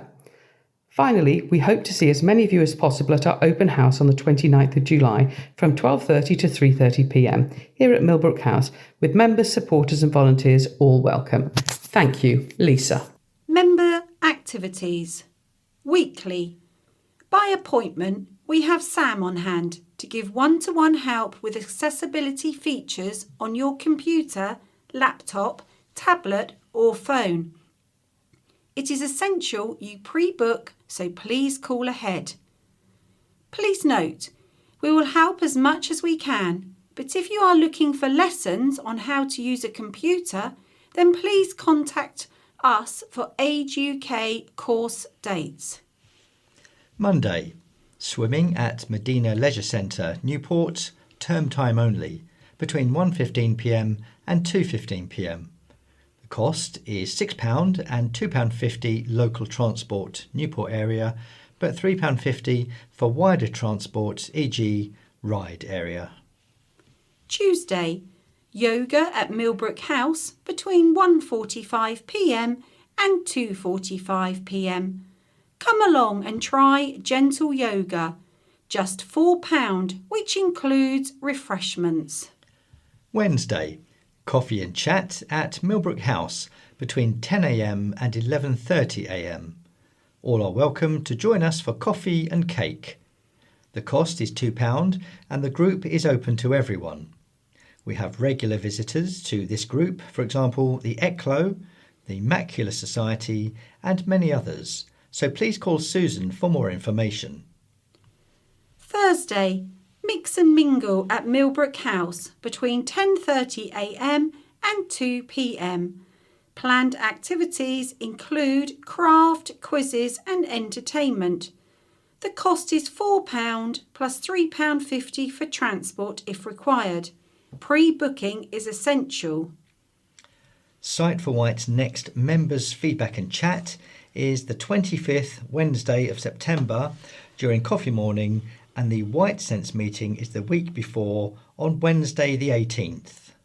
Fortnightly tennis is held at Ryde Meads Tennis Club on a Monday between 9:30am and 10:30am. The club is behind Yalf's in Church Lane, Ryde. Volunteers of the club are on hand to assist. This is weather dependent. Monthly groups. First Tuesday of the month, God's Hill Coffee Morning at 10:30am to 12pm, held at the Old Smithy Coffee Shop, God's Hill. Volunteers Yvonne and Linda will be on hand to chat every month. First Thursday of the month, audio book group held at Lord Louis Library, Newport, between 2pm and 3pm. This group is free to attend. You will receive a digital copy, USB stick or CD, and the group will discuss the book at the following meeting. Monthly on a Friday. Walk and Talk group, as an alternative to Striders, involves a walk of around 2 miles. For more details, please call Susan. As with all walks, we offer one-to-one help. Last Friday of the month, Striders, is for members who enjoy walking. The walk is normally between 4 and 6 miles, depending on the route and location. The cost is £4 plus £3.50 for transport. Last Sunday of the month, golf at Westridge Golf Centre, Ryde. Members enjoy 45 minutes with a professional instructor available to help the complete novice to those playing regularly. It is usually the last Sunday of the month, but always call the office to confirm. Confirmed date for July is the 28th, starting at 10:30am. The sessions are run by Mark and our members really enjoy them. Mark said, "Everyone enjoys this outside activity and find the golf club and professional help to be really engaging. It's a very light-hearted atmosphere with friendly chat and banter. Clubs are provided and no special clothing is required." Art with Maddie. These lessons are held at the Parkland Centre, Park Road, Cowes, between 10am and 12pm on the second Wednesday of the month. The cost is £10, which also includes all materials. Maddie, the tutor, is also VI and a fantastic teacher. Activities do get booked, so please book ahead. New member activities. Our new tandem bikes have arrived. We are very fortunate to now have 3 electric-assisted tandem bikes for our members to enjoy. We have recruited some pilots and will be in touch with anyone who has put their name forward to arrange the first activity. If you would like a go, please contact Susan ASAP. Save the date and pre-book. Ion social dates are Tuesday the 17th of September with the venue to be confirmed during coffee morning, and then October the 23rd and November the 27th at Millbrook House from 2 p.m. with a speaker, again to be confirmed. Members and Volunteers Open Day. On the 29th of July, here at Millbrook House, we will be hosting an open day for all our members and volunteers alike. Without our volunteers, we would not be able to do anywhere near the level of activities and services we do. So this is a thank you to volunteers, but equally a warm welcome to all members to come and meet more volunteers and hear about everything we do. There will be a short presentation of our year to the 31st of March 2024 as we are holding our AGM for Guarantor members on the same day. Community Open Day, the 24th of September, 11 a.m. to 2:30 p.m. Our annual Low Vision and Low Hearing Community Day will be held at the Riverside Centre, Newport. We have invited a broad range of organisations to attend, including craft, cultural and sporting activities, equipment suppliers, transport suppliers, all to cover your physical and mental well-being. We would love current members to attend, as we have hired a separate room for coffee and chat to give new people the chance to meet current members who can offer such valuable peer-to-peer support. Warner's Norton Grange Short Break, April 2025. Due to popular demand, we are, once again, planning a short break holiday to Warner's Norton Grange, Yarmouth, between the 7th and the 9th of April for the cost of £120 per person. This price includes 2 evening meals and 2 breakfasts, plus all activities and entertainment. August activities. We will not be holding activities in August, as usual, to give our volunteers a well-deserved break. The last Thursday group will be Thursday the 1st of August and the last Striders Friday the 2nd of August. We have moved it from July due to several volunteers being already booked up. We will reopen for swimming on Monday the 2nd of September for a full week of normal activities after that. Volunteer update. We welcome our new volunteers to this latest newsletter and thank you for choosing our charity to volunteer for. We really appreciate your time and support. Volunteering comes in all forms here at Sight for Wight, and to reflect this we have produced a new Welcome to Volunteering at Sight for Wight booklet, which will be launched at our summer event here at Millbrook House on the 29th of July. In addition, we have also revamped our volunteer induction handbook to make sure everyone has the right help and advice to complete their role with us. I'm looking forward to seeing as many of you as possible on the 29th for our open day. Susan volunteers. Hello, this is Lisa reading QR code scams. Quick response or QR codes are like barcodes. When you scan them with a mobile phone camera, a link appears to the information they hold. QR codes are used to browse restaurant menus, to connect to public Wi-Fi, to pay for parking, and to redirect users to a website. Indeed, our own Hello Everyone QR codes use them too. For cybercriminals, the QR code has created an opportunity to steal people's identity or hack into their bank accounts. However, this is easily avoided. Please ensure, before scanning a QR code, like in a restaurant or any other public space, check that it has not been tampered with. For example, a sticker may have been placed over the top of it. If you are ever in doubt, ask the owner of the QR code. Our own Hello Everyone QR codes have a very distinct logo on them, and they always say scan and listen with a blue background and yellow writing. Always think twice. If the app or website you're being directed to asks you to provide personal details, if it does, check every single time that it is legitimate. Tips for members. I was always dropping my tin foil and cling film and hearing it roll across the kitchen until I worked out a little trick. I push both ends of the box into the cardboard roll and then the roll doesn't fall out. Brenda from Yarmouth.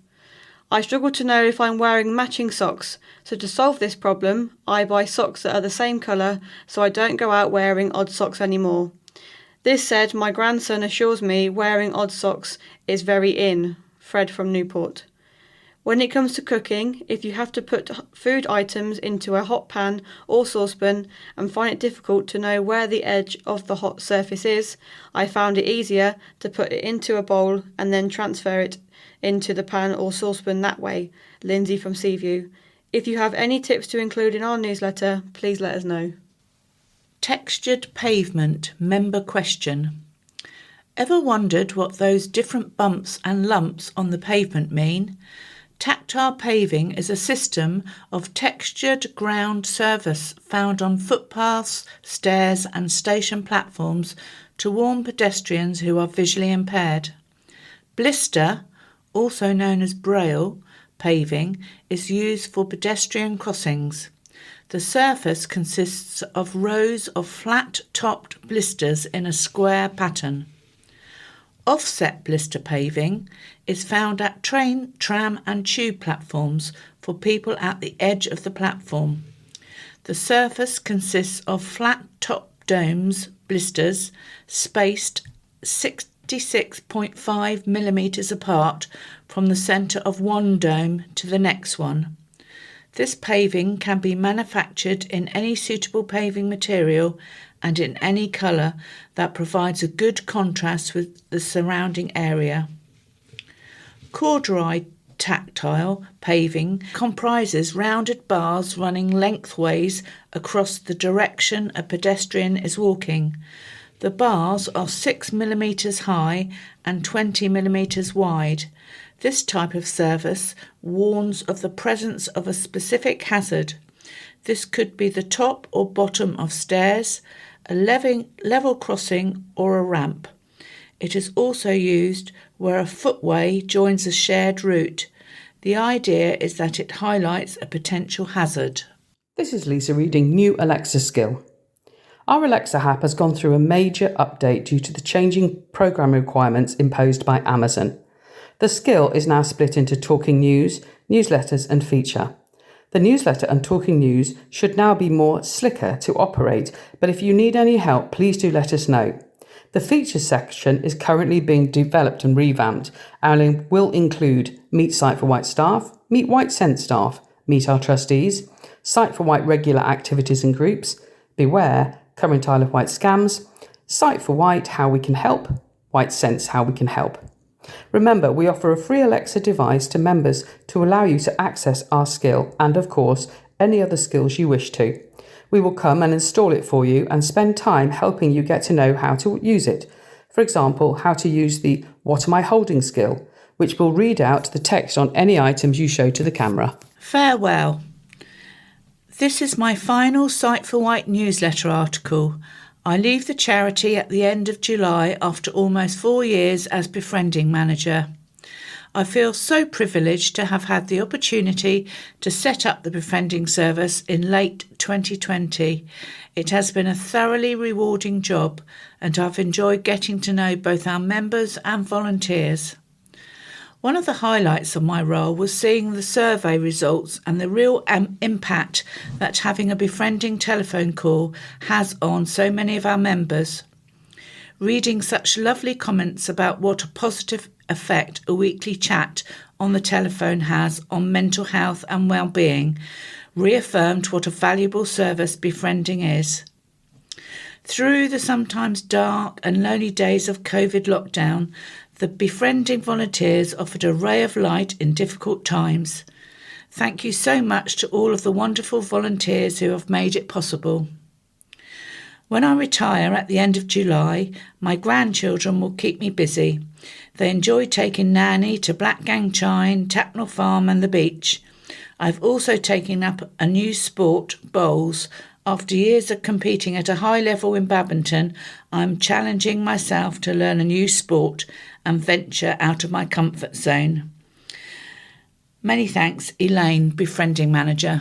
If you have a hearing loss, come along to our coffee and chat. Back at the end of last year, at a White Sense feedback and catch-up, It was suggested that we have a coffee and chat for people with a hearing loss or a dual sensory loss. At our first one in March, we met at Godsill. We have since met in Freshwater, Arraton, Staplers, and in July we meet at Sandown at Browns. Future dates are published later on in this newsletter. We try to choose somewhere that is on a bus route and to vary the areas we go to with venues that are able to accommodate us. If you would like us to visit your area, please let us know. The White Sense number is 01983 240 222. And you can chat with any of the sensory team. You can always contact us to ask where the next coffee and chat is. Please let us know if you're planning to attend, as we can always then contact you if there has been a last-minute change. But don't feel that you can't come if you haven't let us know. We look forward to meeting you. Karen, Deafblind Assessor. This is Lisa reading GDPR. GDPR means General Data Protection Regulations. It governs how we hold your data and what we do with it. As a member of the charity, we hold your name, contact details, and basic details about your sight condition if you have volunteered it. Any interaction we have with you, for example, if you send an email or call us, is recorded against your own data record so we can help you better in the future. For example, if you call and ask about a magnifier, we hold this on record, order it, and then call you when it arrives. We never sell or pass on this information to anyone else. It is held securely on our database, which has 2-layer protection to stop anyone else accessing it. Access is limited to each person's job role. So, for example, a Sight for White staff member cannot see information on a White Sense client's home visit. As the data controller, we must register what data we hold and why we hold it, and we are subject to all laws and regulations just like any UK company. Your rights. You have the right to know how your data is used, who can access it, and you can request any corrections or to have it completely erased. Data minimisations. We only collect and store the minimum necessary data we need to offer the right services to you. Transparency. We are open to any questions you may have about your data, and if you do, please contact the data controller, which is Lisa. I was born in 1950, the middle one of 5, with 3 sisters and a brother. We lived in the police house in Norwich until I was 8 years old. My father was Chief Inspector on the Norwich Police Force until he retired and decided to take up a career in teaching. My mother had been an ambulance driver during the war and was now a housewife. From the age of 8 to 18, we had moved into a Jacobean cottage in a remote village south of Norwich for my parents to save money while my father was in training. I was 10 years old when my father died, leaving my mother to bring up a young family aged from 9 months to 14 years in these difficult circumstances. We 5 siblings would help our mother daily to keep everything up and running, sharing jobs such as pumping water from our outside pump, filling oil lamps around the house, sawing wood with a cross-cut saw, and chopping kindling for the fireplaces, to name but a few of the tasks. My 2 older sisters and I joined a young farmers' club when I was 15, and when we needed to move house from the cottage into a 5-bedroom farmhouse north of Norwich, we enlisted the help of our then farming boyfriends to move us lock, stock and barrel in 3 tractors and trailers. After the move, I left school and went to London to train to be a teacher. To supplement my grant, I used to work during the holidays when I came home, such as pulling pints in a pub in the Easter holidays and budding roses in the summer holidays for a major company who supplied Woolworths throughout the country. During my time in London, I met my husband Dave, and we married in 1972. Following my teacher training at a college in Kensington, I started my career in teaching physical education at 2 schools on the Isle of Wight, Upper Chine School and later Ride School with Upper Chine, from 1971 to 2008 when I retired at the age of 58. Dave had come to the island to teach physics at Carisbrooke High School and then became head of science at Medina High School. We lived in Ventnor for 10 years and are now settled in Cowes. We have been married for 52 years and have 2 sons and 3 grandchildren in this country and the States. Our family holidays would always be active. Among some of our most memorable holidays have been skiing in the French Alps, 2 visits to the Falkland Islands during the time our eldest son was posted there in the RAF, climbing mountains and walking in some of the most beautiful national parks in this country and in the States, as our younger son lives in Denver, Colorado. With our group of friends, we've climbed the 14 peaks in Snowdonia in a day and the 3 peaks in Scotland, England and Wales over 3 days. Running was my love, and as a member of Ride Harriers, I completed the London Marathon in 1988. I played netball and hockey for the Isle of Wight ladies teams and more recently enjoyed playing tennis and pickleball. I have run yoga sessions for the past 13 years, and all the money from that goes to a charity of choice for each year. Last year, our yoga group raised £900 for Ability Dogs for Young People. It would be a huge achievement if we could top that figure for this year's lodge charity, which is Sight for Wight. I enjoy singing and belong to the Solent Singers Choir in Gurnard, and I'm an active member of art and leisure clubs. I love sewing and making clothes and soft furnishings, and recently took on a more unusual task of making an owl. Not just any owl, but Hootie, who featured in our entry for the Gatcombe and Chillerton Scarecrow Festival. We gained 8th place out of 100 in the competition. At this point, I should mention that I was invited to become involved with Sight for Wight a year ago and became a trustee in May last year. It's a real eye-opener, excuse the pun, discovering how our visually impaired friends and colleagues manage to live their lives so independently with the help and support that Sight for Wight offers. I look forward to taking part in some new activities with our members later in the year. Bridget Preston, Trustee, Volunteer. Otosclerosis, read by Paula. Otosclerosis is a common ear condition usually affecting people between the ages of 20 and 50 and can be hereditary, passed on through families. Otosclerosis is caused when the stapes, more commonly known as the stirrup, become sticky due to abnormal bone growth. The stickiness of the stapes means it can become fused to the cochlea, the snail shell-shaped bone of the inner ear.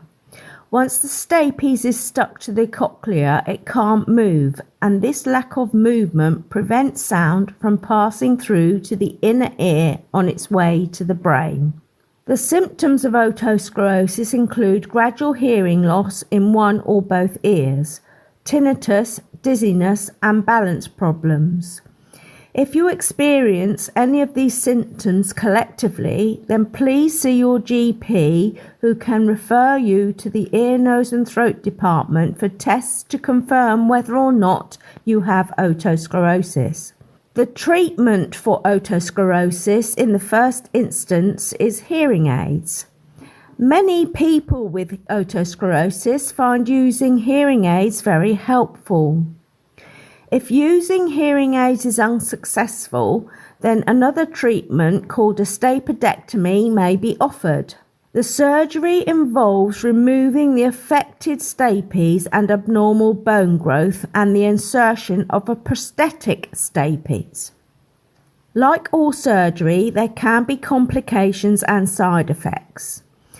If successful, though, a stapedectomy can improve the hearing and reduce the symptoms of otosclerosis. However, before embarking on surgery, please discuss any possible side effects or post-op eventualities thoroughly with your surgeon before making a decision.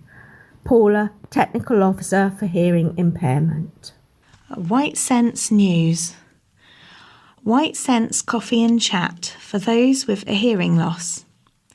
We meet from 10:30 a.m. until 12 p.m.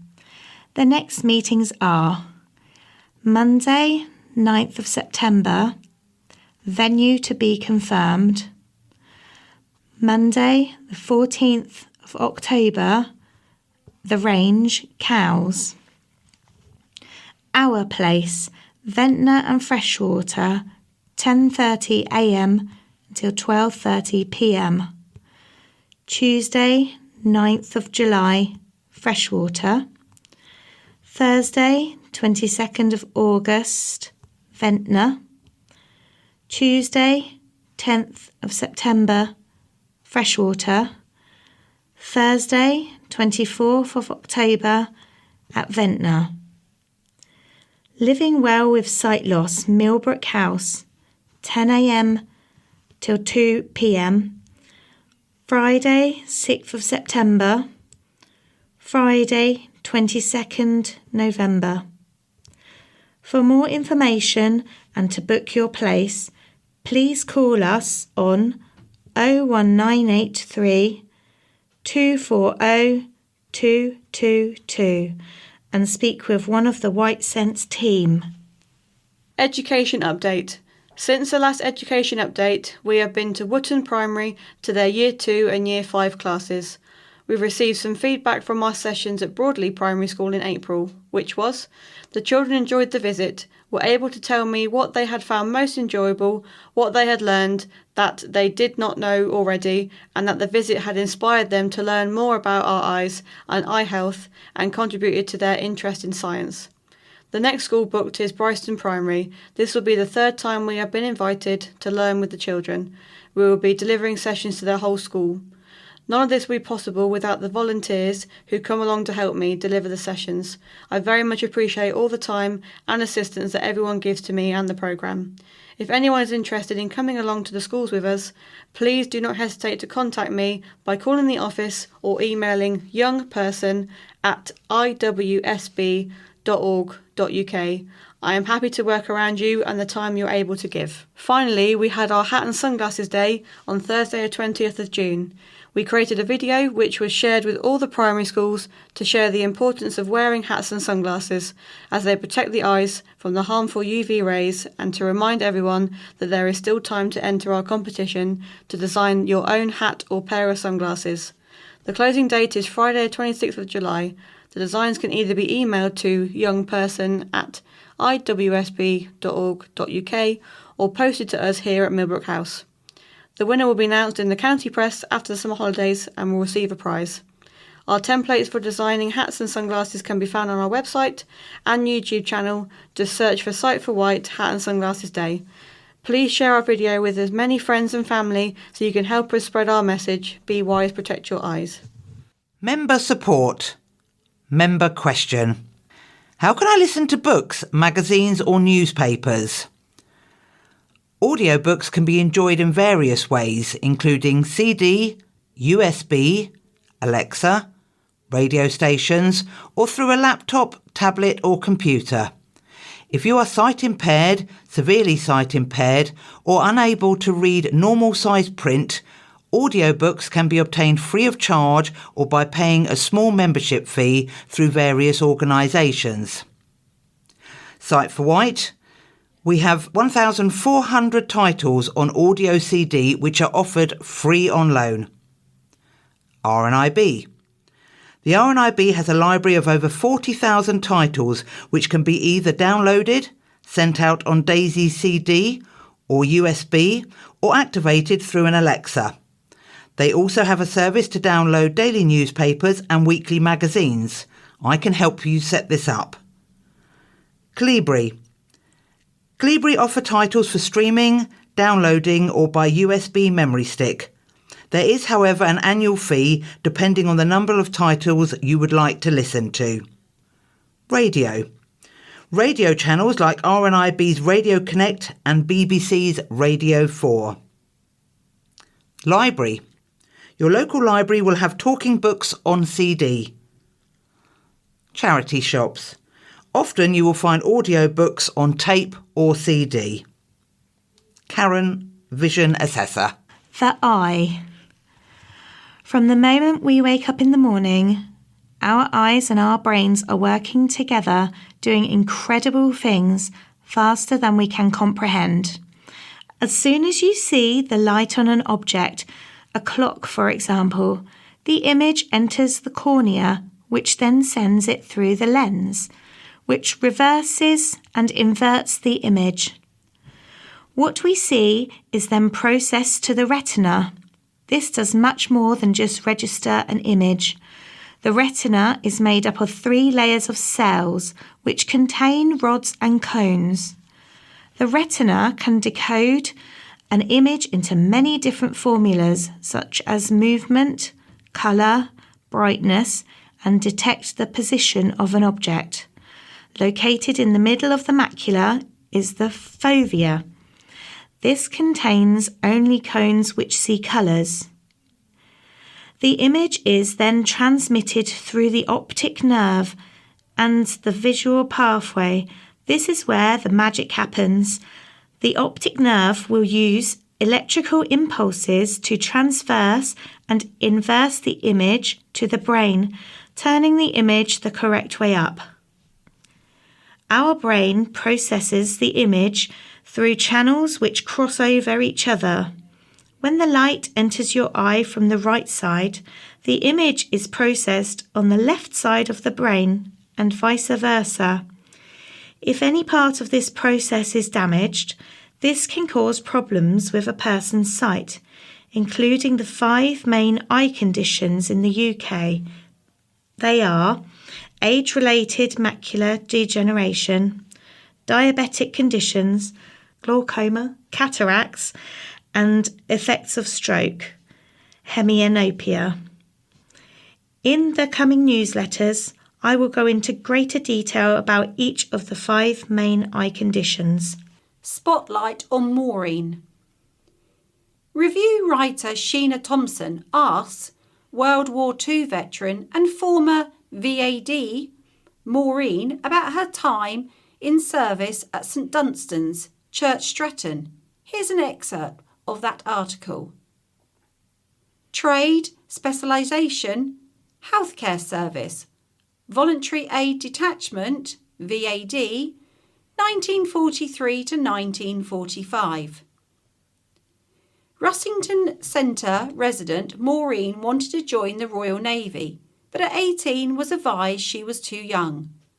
She was encouraged to apply for the VAD instead, and heard that St Dunstan's was looking for assistance following their evacuation of Brighton.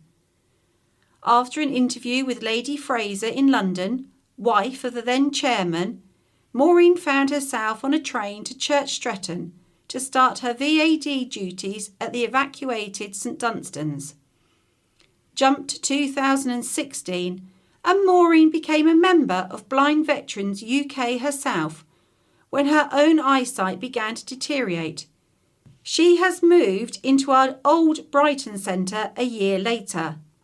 This is not the first time Maureen has featured in review. In the September 1943 edition under Church Stretton Notes, it was reported she won a blindfold race in the summer of that year, and she recalls that day very well. Describe what life was like as a VAD at St Dunstan's, Church Stretton. There was a boys' prep school, Brockenhurst, which St Dunstan's had taken over. It was a wonderful place on top of a hill with lovely grounds and nice spacious rooms. Perhaps 15 servicemen were there, still in uniform. They hadn't been discharged. Longmin, St Dunstan's headquarters, was on the other side of the road at the end of our drive, with Tiger Hall, for men that needed medical attention, close by. There was also a house in Church Stretton for officers. We helped the men to dress and with their meals. Some were totally blind. After breakfast, we would read the letters they had received. After that, they would go to their lessons, learning how to write Braille, type, and even how to run a shop. They were all in training for something and how to cope with being blind. In the afternoon, we would take them on walks. There were some lovely country walks and a lovely tea shop run by 2 women who had always managed to get the ingredients to make delicious little cakes. That was such a nice little outing. We would also describe the scenery if they wanted. There was also the odd trip to Shrewsbury for the cinema. We would tell them the change of scenes or whatever they wanted us to describe. Then there were dances at the RAF station nearby. They invited us to their dances, and then we would have to choose a partner for the men. We would ask the girls if they would dance with one of our men. The men would then have a signal if they didn't like the woman they were dancing with. They would pull out a pocket handkerchief. If it was hanging out, it meant rescue me. What special memories do you have from your VAD service? I remember Norman, a fantastically brave man. He was determined not to let blindness be detrimental to his life.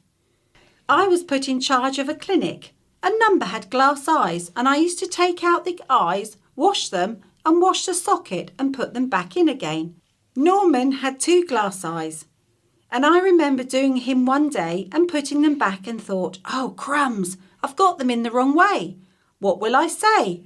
As some men would be terribly upset. However, Norman had a good sense of humour. I said, Norman, do you feel uncomfortable? He replied, I know what you've done. I apologised and put them in again and said, now you're looking straight ahead and not east and west. Norman was so amused by it as well. I always wondered what happened to him. Maureen's curiosity was satisfied when she moved to Ovingdon, where Norman was also a resident and still known for his explorer tendencies. After her time at St Dunstan's in Church Stretton, Maureen joined the Royal Navy on reaching recruitment age. She served at the Royal Navy Hospital Haslar, Gosport and HMS Collingwood. Thanks to Review, the Journal of Blind Veterans UK, for allowing us to use excerpts from their May 2024 edition featuring our member Maureen. Hello, this is Lisa reading The New Car Park. Leading companies in the island's construction industry have come together to provide a new car park for Sight for Wight. We sought help because the car park at Millbrook House off Carisbrook Road had become uneven, potholed and dangerous to navigate. With funding from B&Q and help in kind from Reynolds and Reeds and White Building Materials, a new car park with a new access right to the front door has been created. We are absolutely thrilled. This is going to make such a difference to us all. Over the years, the car park had become very uneven and heavily potholed, which was a problem made worse whenever it rained, as many of our visitors could not distinguish a pothole from a puddle. As someone living with 88% sight loss myself since birth, the daily stress involved in feeling my way around the car park was getting too much. We now have a very clear foot route in for cane users and guide dog users to follow. Craig Braun of Reynolds and Reeds, plant and groundswork manager, said, we were privileged to be asked by Sight for Wight for help to improve their car park, which has over time become unsafe. It was great to be involved in a team effort, coming together to help a local charity that does so much for other people. Short story writing competition. By the time you read this, we will have launched our short story writing competition 2024. Richard Cadell is returning for a 4th year to support us, and Chesney Hawkes has kindly agreed to read for a 2nd year. We have 3 newcomers too. Comedian Joe Pasquale, noted for his trademark high squeaky voice, is also in our lineup, along with long-time radio presenters from Wave 105, Now Nation Radio, Steve Power and Selena Ross. We have changed the format slightly, as there is now no charge to under 18s, but still £8 for 18 plus. Also, the under 8s theme is to write about a favourite animal or pet, whereas the over 8 story needs to start with, a funny thing happened when. Our award ceremony will be on Friday the 6th of December. Entertainment this year will be from the fantastic Solent Singers, Luke Valvona, aka Baron Fortitude, Victorian rapper, will provide comedy, and Harry Lee will delight us with an array of piano tunes. If you'd like to enter this year's competition, then please visit our website for more information. Good luck. Chris, Centre Manager. Short Story Writing Competition 2024. A funny thing happened when 8s and over. Write a story about a favourite animal or pet, under 8s. Write a story using the above criteria for a chance to have your story recorded and published by a celebrity, plus other great prizes to be won. Entry fee per story. Adults £8, 1,500 to 2,000 words. 12 to 17's free, up to 750 words. 8 to 11's free, up to 500 words. Under 8's free, up to 250 words. Entry forms available from Waterstones, Sight for White, Dress for Less. Email admin@iwsb.org.uk or our website sightforwhite.org.uk. Closing date is Friday the 1st of November 2024. The award ceremony is on Friday the 6th of December 2024 at the Riverside Centre, Newport at 7 p.m. The poster shows our 5 celebrities: Steve Power, Chesney Hawkes, Richard Cadell, Joe Pasquale and Selena Ross. Be My Eyes is pleased to announce a major new feature called Be My Eyes Groups. For years we've heard from our community that not every person is comfortable asking for help from an unknown volunteer, no matter how kind. That's why Be My Eyes is offering a major new capability to give blind people more choices. In addition to their existing 7.1 million volunteers, now blind people worldwide can also build their own custom network of people to help with everyday tasks. Build your own trusted group of friends or family to help with more personal and sensitive tasks you might not wish to share with an unknown volunteer. It's your choice. Maybe you need a friend or family member to confirm a medication, or maybe you would feel more comfortable with a friend reviewing your post. Surely among 20 friends and family members, someone would be happy to help you out at the moment you need it. Now, Be My Eyes technology makes that easy. Once you've assembled your trusted group, just press the My Groups button to connect with the first available person. To create a new group, click on My Groups in the Be My Eyes app homepage and follow the instructions on the screen. After you have created and named your first group, you will be able to send an invite link to your friends and family members.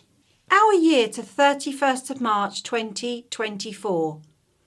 White Cents during the year have 2,248 interactions, 472 new people, 338 home-based assessments, 571 follow-up visits, 336 onward referrals, 583 extra queries.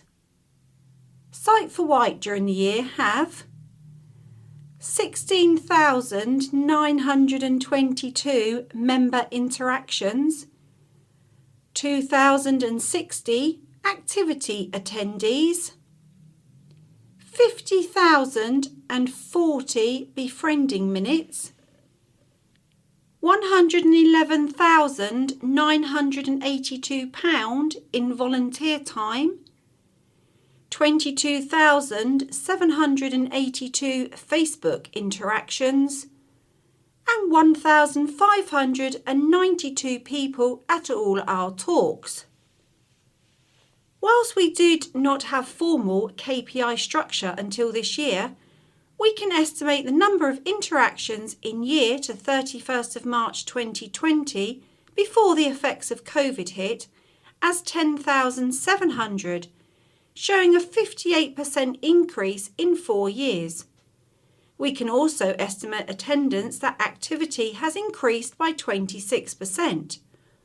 Talks increased by an incredible 696%.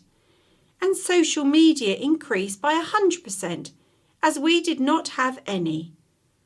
Finally, our membership has increased by 43% since the 31st of March 2020 to 732, showing a net increase of 220 people. Hello, this is Lisa reading the Isle of Wight Festival. This year we were again invited back to the Isle of Wight Festival, where we had our own stand to raise both awareness and funds for our charity. We played goalball, well, a scaled down version, where both the goalie and the striker were blindfolded and had 5 tries at scoring against each other. The ball, which must be rolled, has a bell in it and is thrown along the ground by the striker to try and score. There were some very dramatic saves, and a lot of fun was had by the 600 players over the weekend. Adults and children alike played. We welcomed some really lovely people to the stand too. The winner of the 2021 Dress for Less competition came with her winning logo, and we showed we were still using it. Thank you for popping in. And indeed, this was the inspiration for the new White Sense logo too, along the same theme. Festival goers living with visual impairments also came and visited us, and we were invited to be the next charity for the Gurnard Under-15s charity football match they're holding. Thank you very much to every volunteer for helping us and to Susan for her superb organisation as always. Supporting us. Sight for Wight entirely relies on donations and the very generous time and skills our volunteers give to us. In the year ended the 31st of March 2024, our volunteers donated a total of 9,786 hours of their time to us.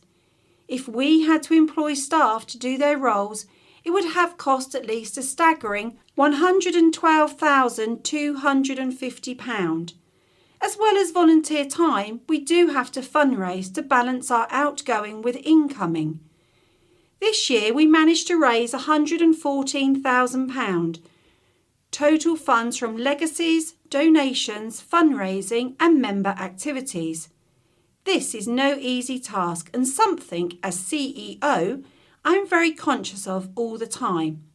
Be it controlling costs of fundraising without financial support of our very kind supporters and members, we could not continue to grow and expand what we can offer.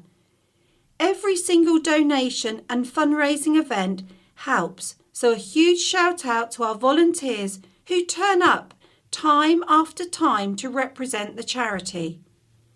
Please do come along on the 29th of July and help celebrate our wonderful charity all together.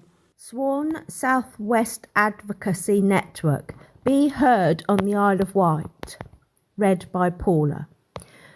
Do you find it hard to speak up for yourself? Do you want to be confident when communicating your wishes? Would you like to learn the skills needed to be able to advocate for yourself? Swan are now providing free self-advocacy training sessions on a permanent basis, designed to help people stand up for their rights and resolve issues they are facing. Self-advocacy means standing up for your own rights and ensuring that your voice is heard. Many people find this difficult, especially when dealing with various professionals. From now on, Swan will be running sessions each month except August and December. The sessions will be held at the Riverside Centre in Newport, last 2 hours and 30 minutes and will include the following: self-advocacy toolkits, group self-advocacy training with your peers, an interactive course, one-to-one self-advocacy training and coaching. Please do not hesitate to call us on 033 33 44 7928. Shanklin Theatre Trip, Saturday the 26th of October 2024. Our wonderful volunteer Morris is the director and choreographer.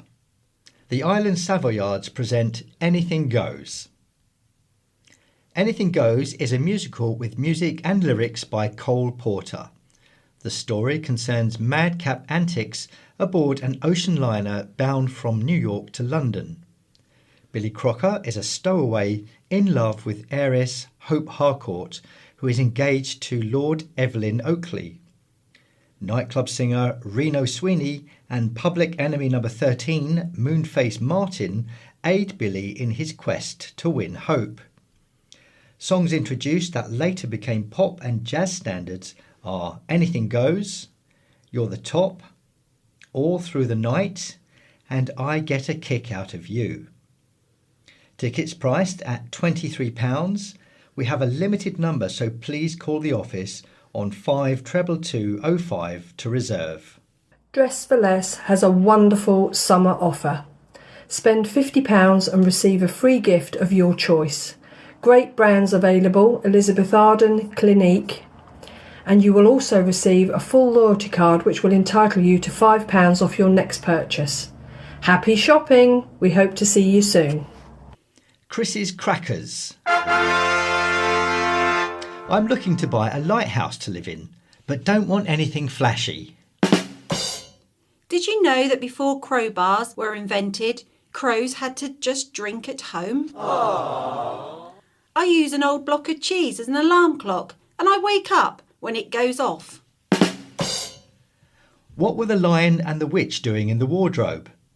It's none of your business. My friend's a qualified pilot and podiatrist. Over his career, he's looked down at 20,000 feet.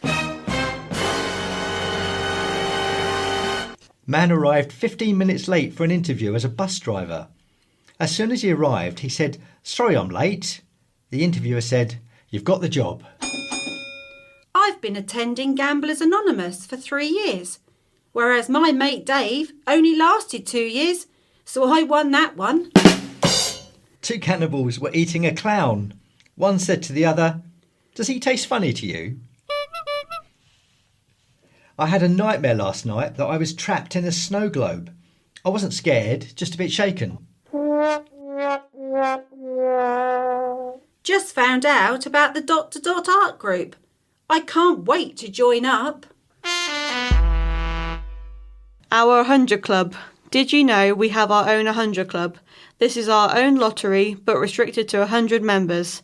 Each month, entrants pay £2 for a number, with a 40% prize money distributed as a single prize, and the remaining 60% goes directly to support our services. This quarter's winners are Gillian, Sylvia and Doris. Plus we welcome John, Beatrix, Mike, Pat, Pamela and Doris. If you'd like to join the Sight for White 100 Club, it is just £2 a month. You can pay annually or by standing order each month. Contact details. Sight for White. Telephone 01983 52205. Email inquiries at iwsb.org.uk. Website sightforwhite.org.uk. White Sense. Telephone 01983 240 222. Email info@whitesense.org.uk. Web whitesense.org.uk. Opening hours Monday to Friday 9 a.m. to 4 p.m. Dress for Less. Telephone 01983 523 197. Email retail@iwsb.org.uk. Address 57 Pyle Street, Newport, Isle of Wight, PO30 1UL. Newsletter available in the following formats: Alexa, USB, Braille. BBC Sounds. Music, radio, podcasts. Hello. The world's most famous doll makes a rather shy new friend. 7-year-old Alora. The skirt, it feels different than other Barbies. Feel what the texture is. The eyes are different as well. And it has glasses on. Normally they don't have these glasses. But it is different because they have a cane. So when you see a toy like Barbie that's got a cane and got glasses and it's got things that you might have to use, how does that make you feel about using them when you're bigger? Happy. Later, We'll be examining the significance of disabled youngsters recognising themselves in the toys they play with. But first, more news on cuts at the RNIB. When we talked to Chief Executive Matt Stringer 3 weeks ago about where savings amounting to around £10 million could be made and what the implications would be both for staff and the blind people who use those services, he told us, we're going to spend the next 6 months till the end of this calendar year to really work out what that sort of shape of the RNIB is going to look like going forwards, and then with a view to sort of implementing early in the new year of 2025. So, that's the programme, and within that we will, work out where the areas of cost saving look like, and, at the appropriate time we can talk to staff about any redundancies, but we haven't done that yet. It will be premature to talk to you about it because we just don't have the detail, and we will get to that as we work through that 6 month timetable I've just said. But documents that we've seen suggest that, although not strictly part of the 10-year structure plan, one section of the RNIB, TfL or Technology for Life, is already facing being disbanded, absorbed into the Sight Loss Advice Team, inevitably resulting in some redundancies. TfL was set up in 2018 to provide blind and partially sighted people with specialist advice and help with the very fast-moving developments in technology, which can be of enormous benefit to blind people, but which can also prove very challenging to master. As news of these plans has spread, it's resulted in many angry responses on social media, partly because people doubt whether the proposed changes will provide customers with as dedicated and well-informed a service as they receive at the moment, and partly because a high proportion of those working for Technology for Life as coordinators and line managers are themselves visually impaired, and redundancies among them seem unavoidable. Here are just a few examples of the comments made online that we've had permission to use. I'm not sure what the RNIB do anymore. Down the years, they've got rid of most of their services. Education, residential, the Braille Library, and now wanting to get rid of the Technology for Life team. How does that mean services won't be lost? Major charities are being run like big businesses and headed by business CEOs on enormous salaries. Once again, not taking into consideration the needs of service users. How can they even contemplate disbanding the Technology for Life team? This service is one of the most popular the RNIB have. There have been waiting lists for as long as I can remember. In this day and age, technology has never been more essential and beneficial to blind and partially sighted people, and many people need assistance in using it. Where will they get that now? This is so sad and worrying for many of my friends who work within these teams. I don't understand the rationale for this when there's such a need for this service. And yes, I do understand the difficulties that all charities are going through at the moment. I've been looking for work for years. Stuff like this makes me feel hopeless. If the people meant to advocate for us can't employ us, who will? What example does this set for larger mainstream organisations? Apparently, Technology for Life has been under review for the past 18 months, but the teams weren't aware of this. Well, some of you have been urging us to invite the RNIB's chief executive back to the programme to explain these plans. We have issued that invitation, but we've been told that they're unable to provide a spokesperson, as all information relating to any ongoing consultations is confidential. We have this statement from the RNIB instead. All charities are facing challenges with the impact of inflation, which is leading to an increase in costs. While RNIB's income is stable, we've been using our reserves to support a planned deficit for this financial year, but this isn't a long-term solution. We plan to spend the next 6 months working on a new structure and ways of working to ensure RNIB is fit for the future. Alongside this transformation planning, there are some ongoing changes affecting some teams within RNIB, which sits outside of the transformation programme. This work has been ongoing for the past year and is now reaching the final stages. We're not able to share details about these changes until the work is fully complete. We recognise the concern these changes may mean for our staff and customers, and we will be supporting them through this time of change. We want to build an RNIB for the future and to continue to invest in the things that matter most to blind and partially sighted people. Well, we will continue to press for answers to your questions and to explore what alternatives there might be for people struggling with their technology. Hi, Barbie. Hi, Barbie. Hi, Barbie. Hi, Barbie.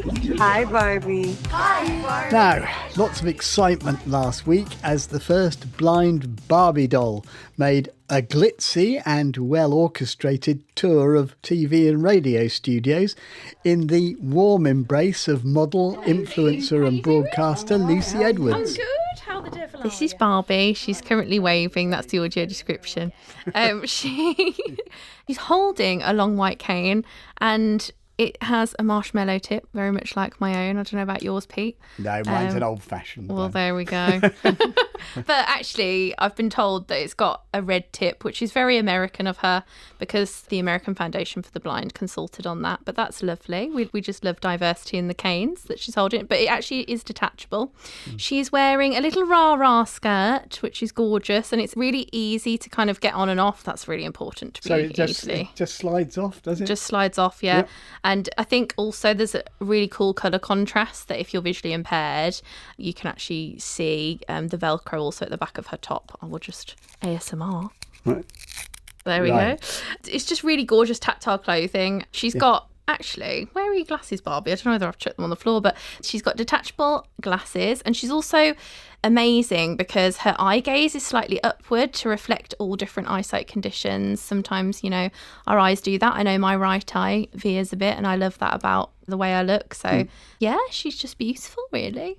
What is the significance of this doll to you personally? Just explain why this is important to you.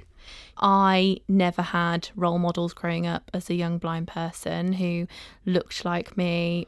The women role models in my life were few and far between with visual impairments, and I used to Google the word blindness and nothing would come up. And the most popular doll in the world now looks like me, and I'm like, well, I can be fashionable like Barbie, and now someone who has a visual impairment can be Barbie. Like, what? Like, this is 2024 and it should have happened sooner, but it's so cool that it's happening now. Right. Yeah, I mean, Mattel have been criticised in the past for not producing dolls which represent disabled children. Is this just a response to that criticism, do you think? And does it work? I think it really works. You don't have to play with blind Barbie if you're blind. Oh, yeah, you can have all sorts of disabilities or not have one at all. I think it's the culture that she has around her. And I think as a young girl, just being exposed to a long white cane that's detachable, like this can go on to any Barbie and it is an accessory now. And I think I hated my long white cane. I didn't want to get it out. I hated just, you know, visibly being blind. And I think blind Barbie holding a cane is just super cool. I think when people see representations of blindness, it makes them more comfy, even if you aren't blind, to be exposed to it, because we're not told in our workplaces or in our education systems about blindness, are we? I'm interested in the philosophy behind this, you know, the idea that children want to see themselves in the toys that they play with. Because you see, I mean, I don't remember feeling like that, but I did play with dolls. Quite a lot of boys did and do. And I don't remember caring whether she was blind or not. I guess that's a personal preference maybe because we differ. People who are looking at the press and they see blind Barbie, they're like, wow, there's kids out there that are blind. You know, there's some people that have never... I mean, they've probably heard of blindness, but they don't know how independent we can be. We're being counted by being a Barbie, I think. Let me bring in Debbie on this. Debbie Miller, Director of Customer Advice and Support at the RNIB. Do we know how much this is an issue? Because I suppose what I'm thinking is, aren't toys about fantasy mainly? And fantasy is about being someone else, not necessarily being yourself. Toys do a number of things. Importantly, they help children learn through play. And I think what Blind Barbie does in representing a blind or partially sighted person is give visually impaired children an opportunity to interact and play with a toy that represents them. Also, their sighted friends, you can play together and both be represented by Barbie dolls. Barbie has gone leaps and bounds in the last few years, is super inclusive now. Mattel consulted with the American Foundation for the Blind quite extensively on how she should look. And I know those focus groups had so many different people of all different ages with all different spectrums of eyesight conditions. So this is wanted and it's here to stay. It's just about adding to the line as well. Like, we need to see a guide dog, I think, and we need to see a cane with like glitter, like my one here. Maybe Barbie can have like different wraps to her cane and match her handbags. Like, I think it's about exploring the different ways that people see the cane now and how we expand it. I know there's Down syndrome Barbie. Yeah. Isn't there? There's wheelchair Barbie. Yeah. I hope lots of other toy manufacturers take and follow Mattel's approach. As a parent with sight loss, it can be really difficult for me to find toys and games to play with my 3 children that work for them and work for me. So if all organisations to consider how someone might interact with the product with sight loss, I think is brilliant, and hopefully Mattel can set that precedent. Just one final thing. We haven't talked about Ken, have we? We haven't. Is there a Ken, Lucy? You know what? I want to be able to say that there's a Ken, but I mean, hot off the press, you'll be the first one to know, Pete, I'm sure. But I'm having quite extensive conversations. I know on the shoot day a couple of weeks ago, we were talking about all these iterations of like different things we want to see Blind Barbie holding, and there's no reason that we can't talk about more. And I mean, watch this space, really. Right. Lucy Edwards, Debbie Miller, thank you very much for coming in. Thank you. Well, that was all good fun, but what real significance does it have, and how and where can it be developed? I've been talking to Rebecca Atkinson, who almost 10 years ago started the campaign Toy Like Me. Toy Like Me was started when I had just got my first guide dog, actually, and I had 2 young kids. They were about 5 and 6 at the time. Our house was awash with Lego and Playmobil and Barbies and all sorts. And I was tidying up their toys one day and I realised actually there's no representation of disability here in what is such a huge sort of cultural influencer on their lives. And it was really that made me think, oh, hang on a minute, where is the positive representation? So I went looking for it, and all I found was grey wheelchair figures and grandparent figures in hospital sets. And so it was then that we started to look at what you could do with the aesthetics of disability and what happened when you collided disability with the fantasy of the toy box. So we started making over Barbie dolls with pink hearing aids, giving Barbie dolls vitiligo, taking high-res images, and we put them online and they went viral. And then there was a big outpouring on Facebook about those images. Where can I buy these? Where can I get these? And I believe that which made the toy industry press pick up on this, and that Bevel planted the seed into the minds of people like Mattel and Barbie. That's what struck me about it, was that you wanted to have fun with the idea rather than kind of make it a preachy thing. Was that a very conscious idea on your part? Yeah, absolutely. So I'm really interested in the history of representation of disabled people. And I think in the past, what we found is before the internet came about, you very, very rarely saw any disabled people anywhere in the media. They were not in magazines, they were not on TV. So the only place you ever saw visually impaired people was obviously perhaps on In Touch. If you've been doing it for 50 years, you could hear them. But in terms of actual representation in consumer culture, they were not there.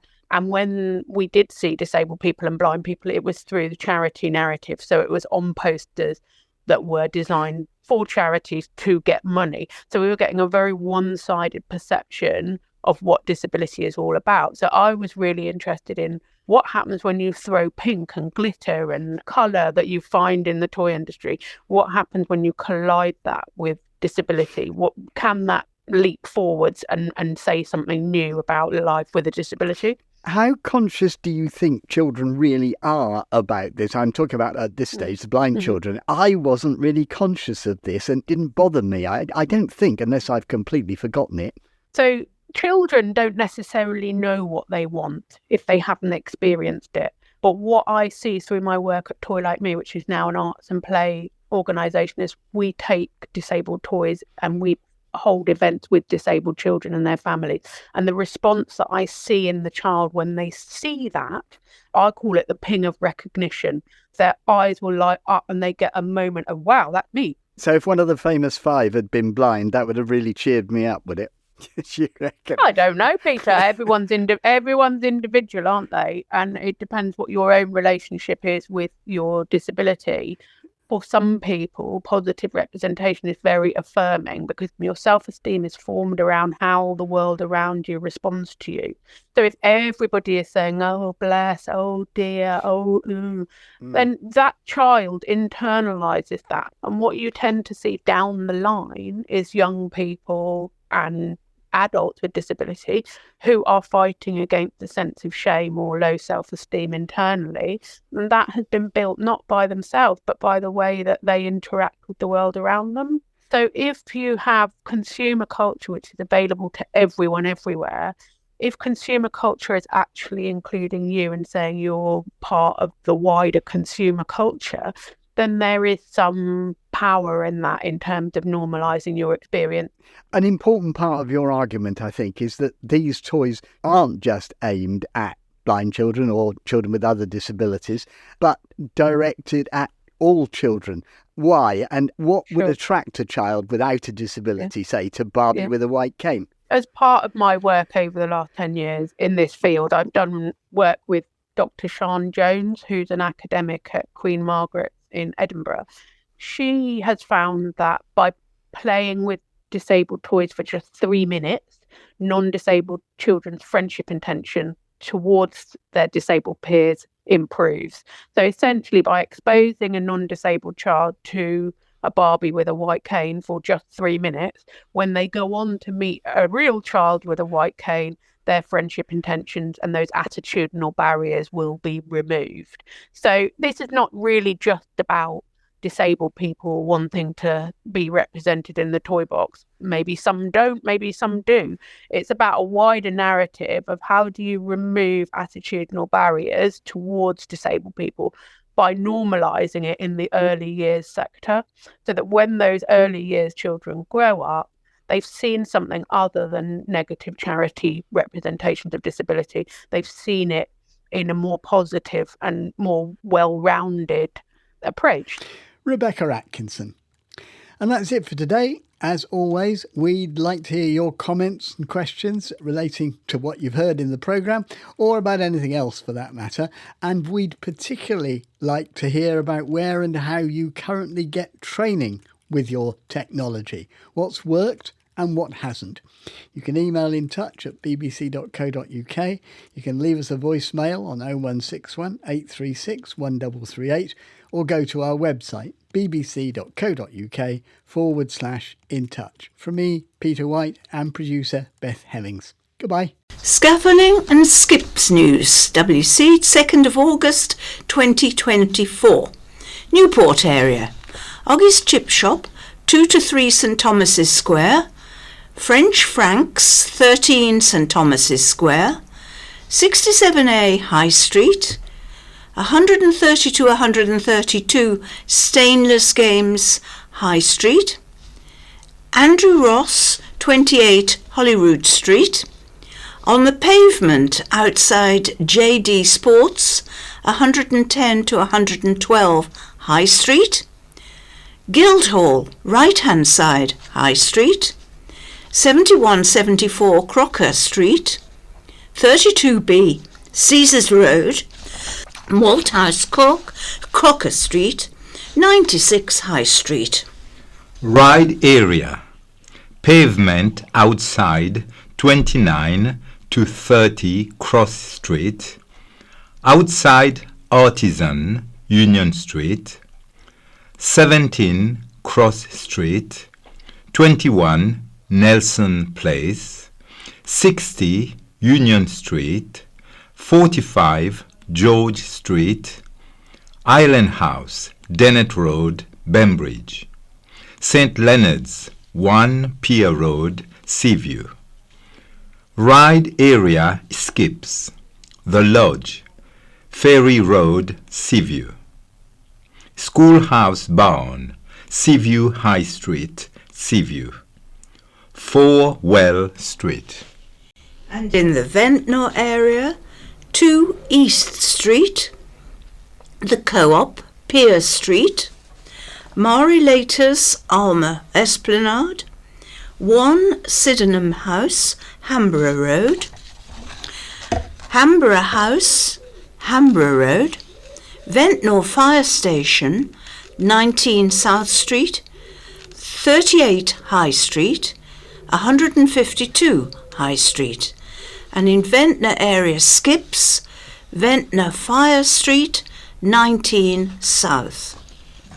Shanklin area, the Crab Inn, 94 High Street, 112 Regent Street, 1A Atherley Crossroad. Shanklin area Skips, Premier Store, 10 to 12 Regent Street. And in the Cowes area, 1 Beckford Road. East Cowes area Skips, 32 Oakville Road, 8 Beatrice Avenue.